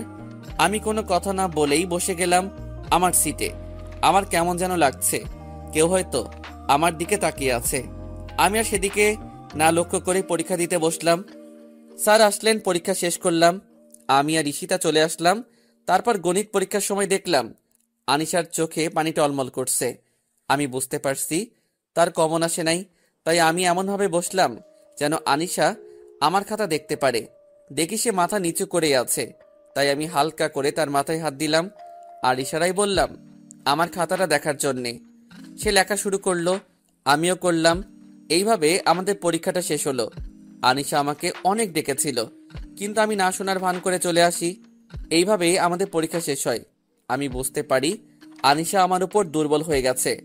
আমার পরীক্ষা শেষ হওয়ায় ঈশিতাকে নিয়ে ঘুরতে যাই, কারণ কাল আমি রংপুরে চলে যাব। আজ অনেক ঘুরলাম, অনেক এনজয় করলাম, মজা করলাম। আজকের দিনটা আমার সারা জীবন মনে থাকবে। কাল সকালে আমি ঈশিতাকে ও তার পরিবারকে বিদায় দিয়ে চলে আসলাম। ঈশিতার পরিবারের সাথে আমার খুব ভালো সম্পর্ক হয়ে গেছে। আমি বাড়িতে আসলাম, আম্মু দেখছি রান্না করছে। আম্মুকে সালাম করলাম। আম্মু আজ অনেক খুশি। আব্বুকে ফোন দিলাম, কিছুক্ষণের মধ্যেই আব্বু আসলো। আমি ফ্রেশ হয়ে সবার সাথে খাওয়া শেষ করে অনেক গল্প করলাম। জার্নি করে আসার কারণে আব্বু আমাকে ঘুমাতে বলল। আমিও রুমে গিয়ে ঘুমিয়ে পড়লাম। আমি আমার রুমে এসে ঘুমিয়ে গেলাম। ঘুম থেকে উঠে দেখলাম এখন সন্ধ্যা হয়ে গেছে। অনেক দিন পর এসেছি বাসায়, তাই একটা আরামের ঘুম দিলাম। ঘুম থেকে উঠে ফ্রেশ হয়ে নাসিবকে ফোন দিলাম, ওকে আমার বাড়িতে আসতে বললাম। কিছুক্ষণ পর নাসিব আসলো। আমি আর নাসিব চলে গেলাম আমার প্রিয় জায়গাটায়, নদীর পাড়ে। সেখানে বসে আড্ডা দিচ্ছি। এমন সময় ঈশিতার ফোন। বলো। তোমাকে না বলেছিলাম বাসায় পৌঁছে আমাকে একটা কল করতে, করনি কেন? অনেক দিন পর বাড়িতে আসলাম, খুশিতে ফোন দিতে ভুলে গেছিলাম, সরি। ও, একদিনে আমাকে ভুলে গেছো? ভালো লাগলো। তা কি করো এখন? রাগ করছো? সরি বললাম তো। আমি আর আমার বন্ধু নদীর পাড়ে বসে আছি। তুমি? বন্ধু নাকি বান্ধবীর সাথে ফোনটা দেও তো, তোমার বন্ধুকে। আমি কথা না বাড়িয়ে দিয়ে দিলাম, কারণ ওর যা রাগ, কি না কি করে বসে, আর মুখ দিয়ে একবার যা বের হবে তা করেই ছাড়বে। এক কথায় নাছোড়বান্দা। ঈশিতার এগুলো আমার আবার ভালো লাগে, আমার উপর জোর করে অধিকার খাটানোর চেষ্টা করে। আমি এটাও বুঝি সে আমাকে অনেক ভালোবাসে। আমিও তাকে পছন্দ করতে শুরু করি। তার কারণ আমি যেমন মানুষ মনে মনে খুঁজেছিলাম, ঈশিতা ঠিক তেমনই খুব ভালো মনের মেয়ে একটা। এমন মেয়ে হাজারে একটা পাওয়া যায়। ওর সাথে আমার কোনো রক্তের সম্পর্ক নেই, কোনো বন্ধুত্ব সম্পর্ক ছিল না, কিন্তু ও আমাকে ওর বাসায় থাকা খাওয়ার জায়গা দিয়েছিল। আমার বন্ধু হয়ে সব সময় পাশে ছিল। এমন মেয়েকে জীবনসঙ্গী হিসেবে কে বা না চায়। আমি নাসিবকে ফোনটা দিলাম। নাসিব আর ঈশিতা কি যেন কথা বলছে। নাসিব বারবার আমার দিকে তাকাচ্ছে। আমি তো এবার সত্যি ভয় পেলাম। ঈশিতা সব বলে দিচ্ছে না তো? নাসিব আর ঈশিতার কথা শেষ হলো। নাসিব ফোনটা আমাকে দিয়ে চুপচাপ বসে আছে। আমি নাসিবকে গোতানো শুরু করলাম। কিরে, কথা বলছিস না কেন? নাসিব কিছু না বলে দাঁড়ালো। আমিও দাঁড়ালাম। আমি যেই কথা বলতে যাব, নাসিব আমার বাম গালে এক থাপ্পড় দিল। নাসিব আমার হাত ধরে তার মাথায় হাত দিয়ে বলতে শুরু করলো, রাফি, আমাদের বন্ধুদের কসম, ঢাকাতে কি কি হয়েছে আমাকে সব বল। আমি আর অভিনয় করতে পারলাম না। চোখের পানি বাধা মানছে না। আমি নাসিবকে সব বললাম। এখন আনিশাকে আমি শুধু ঘৃণা করি। আমি আর আনিশার সামনে কোনো দিনও যাব না। নাসিবকে সবকিছু বলতে পেরে মনটা একটু হালকা লাগছে। নিজের কাছে এখন অনেকটাই ভালো লাগছে। নাসিবকে ঈশিতার কথা বললাম। রাত অনেক হয়ে গেছে, তাই আমি আর নাসিব নিজের বাড়িতে আসলাম। আমি বাড়িতে এসে খাওয়া শেষ করে আম্মু আব্বুর সাথে অনেক গল্প করে ঘুমিয়ে গেলাম। সকালে ঘুম ভাঙলে নামাজে গেলাম। নামাজ থেকে এসে আব্বুকে বললাম, আব্বু, আমিও আপনার সাথে কাজ করতে চাই। এখন তো আমি ফাঁকাই আছি, এই সময় কাজ করতে পারলে একটু ভালো হতো। আব্বু আম্মুর সাথে পরামর্শ করে বলল, কাজ কিন্তু খুব কঠিন, কিন্তু তুমি যখন চাইছো চলো না একদিন আমার সাথে। কাজ করতে ভালো না লাগলে আমাকে বলবা, কেমন? তোমার বেশি কষ্ট হলে আমি তোমাকে আর কাজ করতে দিব না। আব্বু, আপনি কোনো চিন্তা করেন না, আমাকে আপনার সাথে কাজে নেন, আমি পারবো ইনশাল্লাহ। আমি আর আব্বু কাজে গেলাম। আমি আব্বুর সাথে রাজমিস্ত্রির কাজ করতে গেলাম। আজ আমার কাজ হলো ইট নিয়ে 3য় তলায় দিয়ে আসা। আমার সাথে আরো একজন ছিল। আমি কয়েকবার কাজ করার পর আর পারছি না, তাও করতে লাগলাম। আমার পুরো শরীর ঘেমে গেছে। আমি আমার মতো কাজ করলাম। আজ অনেক ক্লান্ত লাগছে। আমার হাতে ফোসা পড়ে গেছে, হাত জ্বলছে। তবে কাজ শেষে যখন 300টা টাকা পেলাম, মনে হলো আমার কাছে এগুলো কোনো কষ্টই না। আমার জীবনে প্রথম রোজগারের টাকা। আজ আমি অনেক খুশি। সন্ধ্যার পর কাজ শেষ করে আমি আর আব্বু একসাথে কাজ করে বাসায় ফিরলাম। অনেকটা ক্লান্ত লাগছে। আমি আমার জীবনের প্রথম রোজগারের টাকা আম্মুর হাতে তুলে দিলাম। এতে আম্মু এত খুশি হলো যে বলার মতো না। আম্মু কেঁদে ফেলেছে। আমি আম্মুকে সান্ত্বনা দিলাম, আম্মু, তোমার এই ছোট ছেলেটা আর আগের ছেলেটা নেই, সে এখন বড় হচ্ছে। দোয়া করো আম্মু, জীবনে যেন কিছু একটা করতে পারি। আমি আজ একটু তাড়াতাড়ি খাওয়া দাওয়া করেই ঘুমাতে গেলাম, কিন্তু আমার শরীর খুব ব্যথা করছে। এখন কোনো রকমে ঘুমাতে পারলাম। মাঝরাতে আমার ঘুম চলে আসলো। আমি ঘুমিয়ে গেলাম। সকালে উঠলাম, নামাজ পড়ে এসে নাস্তা করে আব্বুর সাথে কাজে গেলাম। এইভাবেই দিন কাটতে লাগলো। মাঝে মাঝে ঈশিতার সাথে কথা হয়। আনিশাও আমাকে ফোন দেয়, কিন্তু আমি ধরি না। আমার ওর উপর এখন কোনো ফিলিংস নেই। হয়তো সে এখন চিঠিটা পেয়ে গেছে। আমি চিঠিতে বেশি কিছু লিখি নাই, ম্যাম, পৃথিবীর সবাইকে এক মনে করতে নেই, আর যে যেরকম কাজ করবে সে তার ফল পাবেই। আপনিও পাবেন, তবে হয়তো সেই দিন এমন কিছু হবে কিছুই করতে পারবেন না। আমি সত্যি আপনাকে ভালোবাসতে চেয়েছিলাম, আপন করতে চেয়েছিলাম। ঠিকভাবে খোঁজ খবর নিয়ে দেখেন। চোখ থাকলে দেখতে পাবেন, মুখ থাকলে বলতে পারবেন, আর কান থাকলে শুনতে পাবেন। আল্লাহ না করুক এই রাফির কারণে আপনাকে চোখের পানি ফেলা লাগে। দোয়া করি ভালো থাকবেন। চাচা চাচিরে দেখে রাখবেন, তারা মাটির মানুষ, খুব ভালো তারা। ইতি, এই পৃথিবীর পরিচিত মানুষ, ছোট লোক। এখন প্রায় আমি আর আব্বু কাজে যাই। এখন আর আল্লাহর রহমতে কাজ করলে আর কোনো সমস্যা হয় না। এইভাবেই আমার আড্ডা, কাজ আর ঈশিতাকে নিয়ে আর বাবা মাকে নিয়েই ভালোই আছি। আজ কাজ করে বাড়িতে এসে দেখি আমাদের বাড়ির সামনে গাড়ি। ভালো করে দেখে চিনতে পারলাম এটা ছোট আব্বুর গাড়ি। কিন্তু এখানে কেন? তার মানে কি ছোট আব্বু আমাদের বাড়িতে এসেছে? এইসব ভাবতে ভাবতে বাড়ির ভিতরে ঢুকে দেখি আমাদের ছোট ড্রাইনিং রুমে চাচা চাচি বসে আম্মু আব্বুর সাথে গল্প করছে। আসসালামু আলাইকুম ছোট আব্বু। ওয়ালাইকুম আসসালাম বাবা। রাফি, তোমার এমন অবস্থা কেন? কাজে গেছিলাম, আপনারা গল্প করেন, আমি ফ্রেশ হয়ে আসছি। আমি আমার রুমে ঢুকে তো অবাক, দেখি আনিশা আমার রুমে বসে বসে আমার আঁকা পেন্টিংগুলো দেখছে। আমি কিছু না বলে আমার কাপড় নিয়ে বাথরুমে গিয়ে গোসল করে ফ্রেশ হয়ে বের হলাম। রাফি, কেমন আছো? কুকুর তো সবসময় রাস্তায় থাকে, কুকুর কেমন থাকে তা নিশ্চয়ই আপনার অজানা নয় ম্যাডাম। আমাকে ক্ষমা করে দাও প্লিজ, আমি আমার ভুল বুঝতে পেরেছি। ছোট লোকরা কারো উপর রাগ করে থাকে না, এটা তাদের সামর্থ্যের মধ্যে পড়ে না। এখন আপনি এখান থেকে যান। তোমার পায়ে পড়ে আমাকে ক্ষমা করে দাও। দেখুন, আব্বু আম্মু শুনতে পাবে। আমি ক্ষমা করেছি, এখন এখান থেকে যান প্লিজ, আমার ক্লান্ত লাগছে। আনিশা চলে গেল। আমি বিছানায় গাটা হেলে দিলাম। কখন যে ঘুমিয়ে গেছি, আম্মুর ডাকে ঘুম ভাঙলো। বাবা রাফি, খেতে আয়। যাচ্ছি। আম্মু শোনো, বল। ছোট আব্বুরা এখানে এসেছে কেন? তোকে নিয়ে যেতে এসেছে। না আম্মু, আমি তোমাদের ছেড়ে আর কোথাও যাব না। এখন তো আমার পড়া নেই। এইসব পরে হবে, এখন খেতে আয়। আম্মু তুমি চাও, আমি ফ্রেশ হয়ে আসছি। আমি ফ্রেশ হয়ে খেতে গেলাম। আমার পাশে আনিশা বসেছে। আমার অসহ্য লাগছে ওর পাশে বসে থাকতে। রাফি, তুমি কি আমাদের সাথে কাল ঢাকায় যাবে? ছোট আব্বু, এখন যে কি করব, রেজাল্ট বের হোক, যদি ভালো ভার্সিটিতে চান্স পাই তখন দেখা যাবে। আর আব্বু আম্মু ছাড়া থাকতে আমার ভালো লাগে না। না আব্বু, রাফি আমাদের সাথেই থাকবে। রাফি ঠিকই বলেছে, এখন যে কি করবে, আমাদের সাথে কয়েকদিন থাক। আব্বু, তাহলে আমি এখানে থাকি, রাফির সাথে আমি ঢাকায় যাব। আমার ভীষণ রাগ উঠছে মেয়েটার উপর। এখানে যে কি মতলব নিয়ে এসেছে আল্লাহ, আর এই ছলনাময় মেয়েটাই ভালো জানে। এত নিখুঁত অভিনয় মানুষ করতে পারে? আপনি এখানে থাকতে পারবেন না। থাকা খাওয়া সবই কষ্টের, আর আপনাকে ছাড়া চাচা চাচিও থাকতে পারবে না। রাফি ঠিকই বলেছে মা, আমাদের এখানে তোমার কষ্ট হবে। তুমি কাল রাফির সাথে ভালো করে গ্রামটা ঘুরে দেখিও। আনিশার ন্যাকামিগুলো আমার আর সহ্য হচ্ছে না। তাড়াতাড়ি খেয়ে ওখান থেকে চলে আসলাম। রুমে এসে নাসিবকে কল দিলাম। হ্যাঁ রাফি বল। আমি আজ তোর সাথে থাকবো, আমাদের বাড়িতে আত্মীয় এসেছে। চলে আয়, তোর সাথে থাকতে আমারও ভালো লাগবে, দারুণ মজা হবে। দোষ আয়। আমি একটু পর আসছি।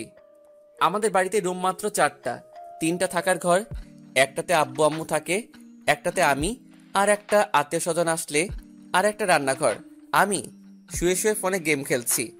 এমন সময় আনিশা আসলো। তুমি আমার সাথে এমন করছো কেন রাফি? আপনাকে আমার সহ্য হয় না। আমি আপনার কাছে হাত জোর করে ক্ষমা চাচ্ছি। আমার আব্বু আম্মুর কাছে আমাকে ছোট করবেন না, তারা আমাকে অনেক ভালোবাসে। যদিও ভালোবাসা মানে আপনি বুঝেন না। আমার ভুল আমি বুঝতে পেরেছি। আমি এখন সত্যিই তোমাকে ভালোবাসি রাফি। আপনার মুখে সত্যি কোনটা মিথ্যা কোনটা আমি বুঝতে পারি না। আমি আর তানিশার কথা না শুনে রুম থেকে বের হয়ে আসলাম। আম্মু, আমি নাসিবের বাসায় যাচ্ছি থাকতে। সাবধানে যা। আচ্ছা, আমি নাসিবের বাসায় যাচ্ছি। এমন সময় ফোনটা বেজে উঠলো। ইশিতা কল করেছে। হ্যালো। কেমন আছো? ভালো, তুমি? ভালো। রাতে খেয়েছো? তুমি? কি করো? হাঁটতেছি। তুমি? শুয়ে আছি। এত রাতে তুমি বাইরে হাঁটছো? যাও, বাসায় যাও, এখনই যাও বলছি। পাগড়িটা শাসনগুলো আমার অনেক ভালো লাগে। নাসিবের বাসায় যাচ্ছি। এত রাতে কেন? কি কাজ আছে? সকালে যাওয়া যেত না? যদি কিছু একটা হয়ে যায়? আরে বাবা, এটা শহর না, গ্রাম, বেশি গাড়ি চলে না। তুমি টেনশন করো না। আমি এত কিছু শুনতে চাই না। তুমি বাড়ি ফিরে যাবা কি না সেটাই বলো। আমাদের বাসায় আত্মীয় এসেছে, তাই থাকার জায়গা নেই, তাই নাসিবের কাছে থাকার জন্য যাচ্ছি। ও, আগে বলবা না কোনো আত্মীয় এসেছে? আনিশা আর ওর আব্বু আম্মু। তোমাকে বাসা থেকে কুত্তার মতো ব্যাট করে দিয়ে, মিথ্যা ভালোবাসার জীবনটা নষ্ট করে দিয়ে এখানে এসেছে কেন? জানি না, ওকে আমার অসহ্য লাগে। এখন বাই, আমি নাসিবের বাসায় চলে আসছি। রাফি শুনো, তুমি কি এখনো আনিশাকে ভালোবাসো? না, আর কখনো না। খুব ঘৃণা করি আমি। ওকে, বাই, গুড নাইট। আমি জানি ইশিতা আমাকে খুব ভালোবাসে। ওকে ভালোবাসার ইচ্ছা আমার মনেও জাগে, কিন্তু তা সম্ভব না কখনো। ওর বিয়ে হবে বড় কোনো চাকরিজীবীর সাথে, আর আমার বিয়ের আগে আমার পক্ষে ভালোবাসা সম্ভব না আর কাউকে। যদিও আমি জানি ইশিতার মতো মেয়ে লাখে একটা হয়, এই একটা পাওয়ার ভাগ্য নিয়ে আমি জন্মাইনি। আমি নাসিবের কাছে আসলাম। কে এসেছে রে? আনিশা আর চাচা চাচি। কি বলিস? কখন এসেছে? জানি না, আমি কাছ থেকে বাসায় ফিরে দেখি ওরা আমাদের বাড়িতে। এখন এসেছে? আমাকে ঢাকায় নিয়ে যেতে। তা তুই কি যাবি? তোর কি মনে হয় এত কিছুর পরও আমি ওদের এখানে যাব? আমরা দুই বন্ধু অনেকক্ষণ গল্প করতে করতে ঘুমিয়ে গেলাম। ফজরের আজানে ঘুম ভাঙলো। নাসিবকে ডাকিয়ে উঠিয়ে দুইজনে নামাজ পড়তে আসলাম। নামাজ পড়ে একটু হাঁটাহাঁটি করে আমি আমার বাসায়, নাসিব ওর বাসায় চলে গেল। আমি বাসায় গিয়ে দেখি আনিশা বাসার সামনে দাঁড়িয়ে আছে। আমি ওকে দেখেও না দেখার ভান করে চলে আসতেছি। রাফি, আমি না শোনার ভান করে চলে আসছি। তানিশা আমার পিছু পিছু আসলো। বড় আম্মু, বড় আম্মু। মা বল। রাফিকে বলো না আমাকে গ্রামটা ঘুরিয়ে দেখা, এখানে সকালটা ভালো লাগছে। রাফি, তুই কি কানে শুনতে পাচ্ছিস না? যা ওকে ঘুরিয়ে দেখা। আসুন। আনিশা আমার সাথে সাথে হাঁটছে, দুইজনে চুপচাপ হাঁটছি। ওয়াও, অনেক সুন্দর পাখির দলগুলো। আমি চুপচাপ হাঁটছি, আনিশা পিছে গেছিল, তাই দৌড়ে এসে আমার হাত ধরলো। এত জোরে কেউ হাঁটে? আমি হাত ঝটকা দিয়ে নিজের হাতটা ছাড়িয়ে নিলাম। আমি তোমাকে ভালোবাসি আর তোমাকেই বিয়ে করব। আমাকেও তোমাকে ভালোবাসতে হবে। আমি আর বোকা নই। বৃষ্টি আগে আর পরে আকাশ এক থাকে না। আমি বেঁচে থাকতে ও আপনার মতো নির্লজ্জ নিচু মনের মেয়েকে বিয়ে করব না। একটা নারী সব থেকে শ্রেষ্ঠ সম্পদ হচ্ছে তার ইজ্জত। এটা নিয়েও আপনি থাক বলতে আমার ঘৃণা লাগছে। এই মনে ভালোবাসা নেই। আপনি চলে যান, এটাই ভালো হবে। আমি তো বলছি ভুল করছি। ভুল তো ভুলেই হয়, ক্ষমা করে দিয়েছি। আজ চলে যাবেন? আমি যাব না। আমি কিছু না বলে হাঁটছি। ওকে গ্রাম ঘুরিয়ে বাসায় আসলাম। বাসায় এসে সবাই একসাথে নাস্তা করলাম। নাস্তা করে আমি আমার রুমে আসলাম। আব্বু বাইরে গেল। আম্মু রান্না করে, ছোট আব্বু আর ছোট আম্মু আমার কাছে আসলো। বাবা রাফি, আমাকে ক্ষমা করে দিও, আমরা তোমাকে ভুল বুঝেছি। আমি কিছু মনে করিনি, আপনারা চিন্তা করবেন না। আমার আব্বু আম্মু এই বিষয়ে কিছু জানে না। ওনারা জানে আমি আপনাদের বাসা থেকে পরীক্ষা দিয়েছি। তুমি ভাইজানের মতোই হয়েছো। আমাদের সাথে চলো বাবা। আর আনিশা ওর ভুল বুঝতে পেরেছে। ও বাচ্চা মেয়ে, বুঝতে পারেনি, মাথা যেটা এসেছে সেটাই করেছে। আমি জানি, আমি কিছু মনে করিনি। আমাকে ক্ষমা করবেন, আমি যেতে পারবো না। বিকেলে আনিশারা চলে গেল। আনিশা অশ্রুসিক্ত নয়নে আমার দিকে তাকিয়েছিল। আমার কিছু করার ছিল না। আমি ওকে একদম বিশ্বাস করতে পারি না, কারণ বিশ্বাস করে ঠকেছি। এই চোখের পানিতে আমি ওই ঢাকা শহরে অনাহারে রাজপথে ভুগেছি। তখন নিঃস্বার্থভাবে ঈশিতা আমার পাশে ছিল। না হলে আজ আমার লাশ অথবা আমাকে কোনো গলিতে পড়ে থাকতে হতো। আমি ফিরে আসতে পারতাম না। আমার চোখেও পানি চলে আসছে। চোখ মুছে বাড়ি চলে আসলাম। আবার আগের মতো দিন চলতে লাগলো। 1 মাস পরে আমি কাজ করছি, এমন সময় ঈশিতার ফোন। হ্যাঁ বলো। কেমন আছো? ভালো, তুমি? ভালো। কি করো? কাজ করতেছি। তুমি? বসে আছি। তুমি কাজ করো, রাতে কল দিব। আচ্ছা। রাতে ঈশিতা কল দিল। খেয়েছো? তুমি? কাল তো আমাদের রেজাল্ট দিবে। আমার তো খুব টেনশন লাগছে। তোমার তো ভালোই দিন কাটছে। আরে না, টেনশন হচ্ছে, কিন্তু আমার মনে হয় না তোমার মতো ভালো রেজাল্ট হবে। যাই হোক, আমার একটু কাজ আছে। নাসিব আমার জন্য অপেক্ষা করছে, আমাকে যাওয়া লাগবে। আচ্ছা যাও, নিজের খেয়াল রাখো। আচ্ছা, তুমিও। তোমাকে খুব মিস করছি। কবে আসবে ঢাকায়? আমার মনে হচ্ছে আমার আর যাওয়া হবে না। কেন? আমি আর যেতে চাই না। ঈশিতার মনে হয় মনটা খারাপ হয়ে গেল। ও আচ্ছা, রাখো তাহলে, তোমাকে কাল ফোন দিব। দিও। তারপর নাসিবের সাথে আড্ডা দিয়ে চলে আসলাম। কাল ঈশিতা ফোন দিল, আমি কাজে আছি। ফোন রিসিভ করলাম আর বললাম, আমি তো কাজে আছি, একটু পরে ফোন দেই। আরে বাবা, আমার রেজাল্টটা পেয়েছি, তাই ফোন দিলাম। ও হ্যাঁ, আমি তো ভুলেই গেছিলাম। তা তোমার রেজাল্ট কি? আমি গোল্ডেন এ প্লাস পেয়েছি। তোমার কি খবর? আমারটা তো দেখা হয়নি। কিছু মনে না করলে আমারটা একটু দেখে দিও না। বলো। আর এতে কিছু মনে করার কি আছে? আচ্ছা, আমি তোমাকে আমার সবকিছু মেসেজে দিচ্ছি, তুমি আমাকে জানিও। আচ্ছা দাও। আমি ঈশিতাকে আমার সবকিছু দিলাম। কাজ করছি, এমন সময় আবার ফোন আসলো। আমি ফোনটা বের করে দেখলাম আনিশা ফোন দিয়েছে। আমি কলটা কেটে ফোনটা অফ করে রেখে দিলাম আর কাজ করতে লাগলাম। কাজ করতে করতে ভুলেই গেছিলাম যে ঈশিতা আমাকে ফোন দিবে। সন্ধ্যায় বাড়িতে গিয়ে গোসল করে খাওয়া দাওয়া করলাম। ফোনটা হাতে নিয়ে দেখলাম ফোনটা অফ হয়ে পড়ে আছে। আমি অন করলাম, দেখলাম আনিশা আমাকে অনেকগুলো কল দিয়েছিল, আবার মেসেজ দিয়েছে। আমি সেগুলো না দেখেই অল ডিলিট করে দিলাম। আমি ঈশিতাকে ফোন দিলাম। ঈশিতার সাথে সাথেই ফোন ধরলো। কি করছো? তোমার জন্যই বসেছিলাম। তা তোমার ফোন অফ ছিল কেন?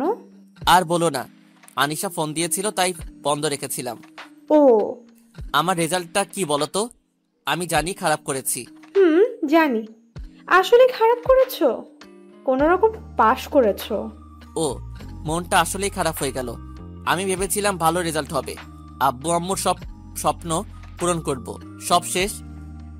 তোমাকে স্যার ডেকেছে। যত তাড়াতাড়ি পারো ঢাকাতে এসে দেখা করো। কেন আসবো? আর আমার রেজাল্ট খারাপ হলে আমাকে খোঁজা লাগবে কেন? আরে বোকা, তুমি পুরো কলেজে টপ করেছো। কবে আসবা? আমাকে কিন্তু খাওয়াতে হবে। সত্যি বলছো তুমি? জানো, আমি আজ অনেক খুশি। আমি খুব তাড়াতাড়ি যাব, তোমার সাথে দেখা করব। আমি আরো কিছু কথা বলে কল কেটে আব্বুকে বললাম। আব্বু আমাকে খুশিতে জড়িয়ে ধরে কেঁদে দিলেন। আরে ভাই, খুশির কান্না, খুশির মুহূর্তে এমনটা হয়ে থাকে। আমি আরো বললাম, আমাকে ঢাকায় যাওয়া লাগবে, স্যার আমাকে ডেকেছেন। আচ্ছা, তুই কালকেই যা, আমি ব্যবস্থা করছি। আচ্ছা, নাসিবকে খুশির খবরটা জানাতে হবে, তাই গেলাম নাসিবের বাড়িতে। সেখানে আমার খবর শুনে খুব খুশি। অনেক কিছু খাওয়া দাওয়া করলাম, রাতে এসে ঘুমিয়ে গেলাম। সকালে নামাজ পড়ে বাইরে হাঁটতে বের হলাম। তারপর খাওয়া দাওয়া করে রেডি হয়ে চলে গেলাম গাড়িতে বসে আছি আর ভাবছি ইশিতাকে আজ সারপ্রাইজ দিব, তাই তাকে কিছু জানাইনি। আমার পৌঁছাতে বিকেল হয়ে গেল। আমি সোজা ইশিতার বাড়িতে গিয়ে নক করলাম। ইশিতা দরজা খুলে আমাকে দেখেই অবাক হয়ে দাঁড়িয়ে আছে। আমি কি তাহলে ভুল বাড়িতে আসলাম? তাহলে চলে যাই। ইশিতা কিছু না বলেই আমার পথ আটকিয়ে ধরে আমাকে জড়িয়ে ধরলো। তুমি আসবা, আমাকে জানাবা না? আমি ইশিতার কাছ থেকে নিজেকে ছাড়িয়ে নিয়ে আমাদের মাঝে দূরত্ব বজায় রাখলাম। আমি ইশিতার বাড়িতে ঢুকলাম, আন্টির সাথে কথা বলে ফ্রেশ হয়ে আসলাম। খাওয়া দাওয়া করে ঘুম দিলাম। মাঝরাতে আমার দম বন্ধ হয়ে আসছে আর আমার কানে কেমন যেন গুনগুন করে আওয়াজ আসছে। আমি ভয় পেয়ে গেলাম। আমি কেন উঠতে পারছি না? আমার আবার কি হলো? আমি নড়তে পারছি না কেন? আমার আরো ভয় করতে লাগলো। আমি এক ঝটকা দিয়ে উঠে পড়লাম আর সাথে সাথে আলো জ্বালালাম। আর আমি লাইট জ্বালিয়ে তো পুরোই অবাক। এটা আমি কি দেখছি? আমি তো পুরোই অবাক। এটা আমি কি দেখলাম? আমার শরীর ধীরে ধীরে শীতল হয়ে গেল। এই আমি কি দেখলাম? মানে ইশিতা আমার বুকে শুয়েছিল আর কান্না করছিল। কিন্তু কেন? ইশিতা তো আমার খুব ভালো বন্ধু। ওর এমন আচরণের কারণটা বুঝে উঠতে পারলাম না। নিজেকে একটু স্বাভাবিক করে ইশিতার কাছে গেলাম। ও মেঝেতে পড়ে গেছে, কারণ আমি এমন জোরে উঠেছি ঘুম থেকে যে ইশিতা ফ্লোরে পড়ে যায়। ইশিতা আমার দিকে তাকিয়ে আছে এখনো। আমার কেমন যেন অস্বস্তি লাগছে। মনের মধ্যে হাজারো প্রশ্ন নিয়ে আমি তার কাছে গেলাম। তাকে নিয়ে বিছানায় বসালাম, বসিয়ে তাকে এক গ্লাস পানি দিলাম। ইশিতা পানি খেয়ে একদম মাথা নিচু করে বসে আছে। আমি দেখতে পারলাম ও কিছু একটা নিয়ে ভয় পেয়ে আছে। ইশিতা, কি হয়েছে তোমার? আর কখন থেকে তুমি এই ঘরে আছো? ইশিতা চুপ করে বসে আছে। কি হয়েছে বলবে, নাকি আমি চলে যাব? আমি এটা বলে এই ব্যাগ হাতে নিয়ে দরজার কাছে যেতে লাগলাম। ইশিতা দৌড়ে এসে আমাকে জড়িয়ে ধরলো আর বলতে লাগলো, তুমি কি কিছু বুঝো না? তুমি মিথ্যা ভালোবাসাকে ফিল করতে পারো আর আমার ভালোবাসা ফিল করতে পারো না? আমি তোমাকে ভালোবাসি। বাসে তোমাকে দেখে আমার খুব ভালো লাগে। তোমার কথা খুব মনে পড়তো। হঠাৎ একদিন তোমার ওই ভাবে দেখা পাবো ভাবিনি। ওই পাওয়াটাই ছিল আমার আশার আলো। তুমি আমার অনেক কাছে চলে এসেছিলে। ভেবেছিলাম তোমাকে বলবো, কিন্তু তুমি এক মিথ্যা ভালোবাসার উপর বিশ্বাস হারিয়ে ফেলেছো। তোমাকে বলে যদি আমার থেকে দূরে যাও, তাই বলিনি। আজ অনেকদিন পর তোমাকে পেলাম। আমি তোমাকে সত্যি অনেক ভালোবেসে ফেলেছি। আমি অবাক না হয়ে পারলাম না। আমি কি করব কিছুই বুঝছি না। ইশিতা আস্তে আস্তে আমার দিকে এগিয়ে আসছে, আমার ঠোঁটের কাছে তার ঠোঁট নিয়ে আসছে। আমি কোনো রকম নিজেকে সামলিয়ে বললাম, ইশিতা, আমাকে কিছুদিন সময় দাও, কাল স্যারের সাথে দেখা করে চলে যাব। ইশিতা মন খারাপ করে আছে, তার চোখে পানি টলমল করছে। আচ্ছা, কাল তাহলে আমাকে সারা দিন দিতে হবে। আমি একটা দিন শুধু তোমার হতে চাই।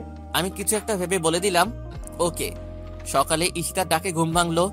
আমি উঠে গোসল করে নিচে নামলাম। খাওয়া দাওয়া করে আমি আর ইশিতা বের হলাম।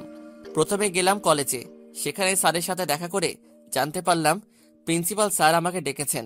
আমি গেলাম। স্যার, আসতে পারি? আসো। আসসালামু আলাইকুম স্যার, কেমন আছেন? ভালো আছি। তোমাকে যে কারণে ডেকেছিলাম। এটা বলেই ড্রয়ার থেকে একটা কিছু বের করলেন আর আমার হাতে দিলেন। আমি নিলাম, দিয়ে দেখি একটা ফর্ম। স্যার, এটা কিসের ফর্ম? প্রিন্সিপাল স্যার বলল, তোমাকে স্কলারশিপ দেওয়া হয়েছে কলেজ থেকে। আমাদের মনে হয় তুমি জীবনে ভালো কিছু করতে পারবে, তাই তোমাকে কলেজ থেকে কানাডায় পাঠানোর সিদ্ধান্ত নিয়েছি। যেতে 2 লাখ টাকা লাগবে। আমরা সবাই মিলে তোমাকে 50,000 টাকা দিতে পারবো, আর বাকিটা তোমাকে ম্যানেজ করতে হবে। ধন্যবাদ স্যার, আমি আপনার উপর চিরকৃতজ্ঞ থাকব। কিন্তু আমি বা আমার পরিবার এতগুলো টাকা ম্যানেজ করতে পারবো না। আমাকে মাফ করবেন স্যার। এটা বলে স্যারের হাতে ফর্মটা দিয়ে বাইরে চলে আসছিলাম। রাফি, দাঁড়াও। আমি দাঁড়ালাম। দেখলাম স্যারের সাথে কি কথা বলে। স্যারের হাত থেকে ফর্মটা নিয়ে আমাকে নিয়ে কলেজ থেকে বের হলো। আমি কিছু বলি নাই। সারা রাস্তায় দেখলাম ঈশিতা একটা সুন্দর জায়গায় নিয়ে আসলো। আসলে এই জায়গাটা খুব সুন্দর। আমাকে কোনো কথা না বলে সে বসলে একটা জায়গায়। আমি কিছুক্ষণ দাঁড়িয়ে থাকার পর ঈশিতার পাশে গিয়ে বসলাম। ঈশিতা কিছু একটা ভাবছে। ঈশিতা, তোমার কি হয়েছে? চুপ করে আছো কেন? তোমার কি হয়েছে? আমার কিছু হয়নি। ঈশিতা, তুমি ফর্মটা নিলে কেন? রাফি, আমার একটা কথা রাখবা? বলো। ঈশিতা আমার হাত ধরে বলতে লাগলো, আমি তোমাকে একটা রিকোয়েস্ট করব, রাখবে? বলো। রাফি, তুমি কানাডায় যাও পড়াশোনা করতে, আর ওখানে একবার যেতে পারলে পার্ট টাইম একটা জব করে তোমার চলার খরচটা তুমিই চালাতে পারবে। আর তোমার বাবা মার কথা তুমি একদম চিন্তা করো না। আমি তোমার মা বাবাকে আমার নিজের করে নিব। আর তুমি যতদিন না নিজে পড়াশোনা করে আসছো, আমি তোমার বাড়ি থেকে তোমার মা বাবাকে দেখব। সব ঠিক আছে, কিন্তু আমি এতগুলো টাকা কিভাবে অ্যারেঞ্জ করব? তোমাকে এগুলো নিয়ে চিন্তা করতে হবে না, আর আমি দেখি কি করা যায়। আমাকে ঈশিতা এখন দেশের বাইরে পাঠাবেই। আমি ঈশিতার জোড়াজড়িতে রাজি হলাম। সন্ধ্যায় বাড়িতে গেলাম। ফ্রেশ হয়ে এসে আমার রুমে বসে আছি। এমন সময় ঈশিতা আসলো আমার রুমে। কি করছো? এই তো বসে আছি, আর ভাবছিলাম এতগুলো টাকা পাবো কোথায়। ঈশিতার হাতে কিসের যেন বাক্স ছিল, তা আমার দিকে বাড়িয়ে দিল। আমি দেখি কয়েকটা গহনা আছে। এগুলো কি ঈশিতা, আর আমাকে দেখাচ্ছ কেন? এগুলো আমার বিয়ের জন্য আম্মু আর ভাইয়া তৈরি করে দিয়েছিলেন, আর এগুলো আমি তোমাকে এগুলো দিলাম। এগুলো বিক্রি করলে আমার জানা মতে 1,00,000 টাকা মতো পাবে, আর বাকি টাকাগুলোও ম্যানেজ হয়ে যাবে। তোমাকে এত চিন্তা করতে হবে না। ঈশিতা, তুমি এগুলো কি বলছো? এগুলো নেওয়া আমার পক্ষে সম্ভব না। আর তোমার একটা ভবিষ্যৎ আছে। আমি এতটাও স্বার্থপর হতে পারবো না। আর তুমি আমার জন্য এগুলো কেন করছো? রাফি, আমি তোমাকে ভালোবাসি, আর আমার সব কিছু তোমার। আমি জানি তুমি আমাকে ভালোবাসো না, কিন্তু আমার ভালোবাসার জন্য না হয় আমাকে এগুলো করতে দাও। আমাকে মানা করো না প্লিজ। এগুলো বলেই কান্না করতে করতে চলে গেল।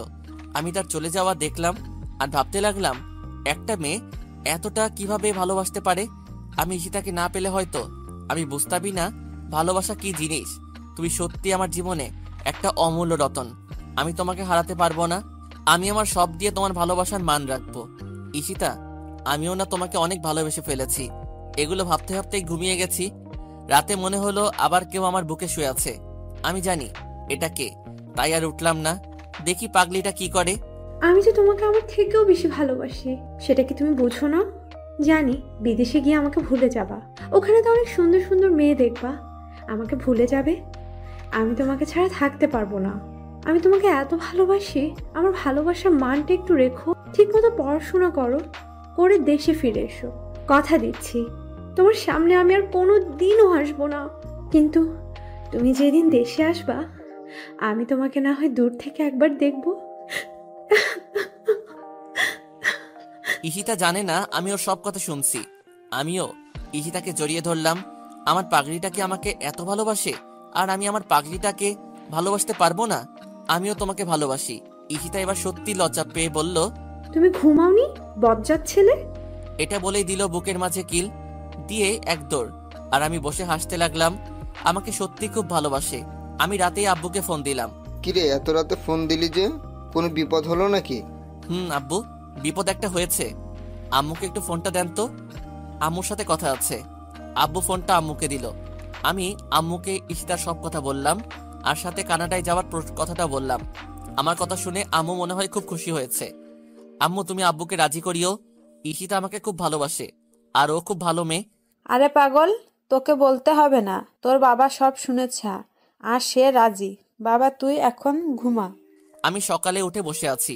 ঈশিতা আসলো। তা স্যার, আপনার ঘুম ভেঙেছে? নিচে তো সবাই আছে। আমি আস্তে আস্তে ঈশিতার সামনে দাঁড়ালাম।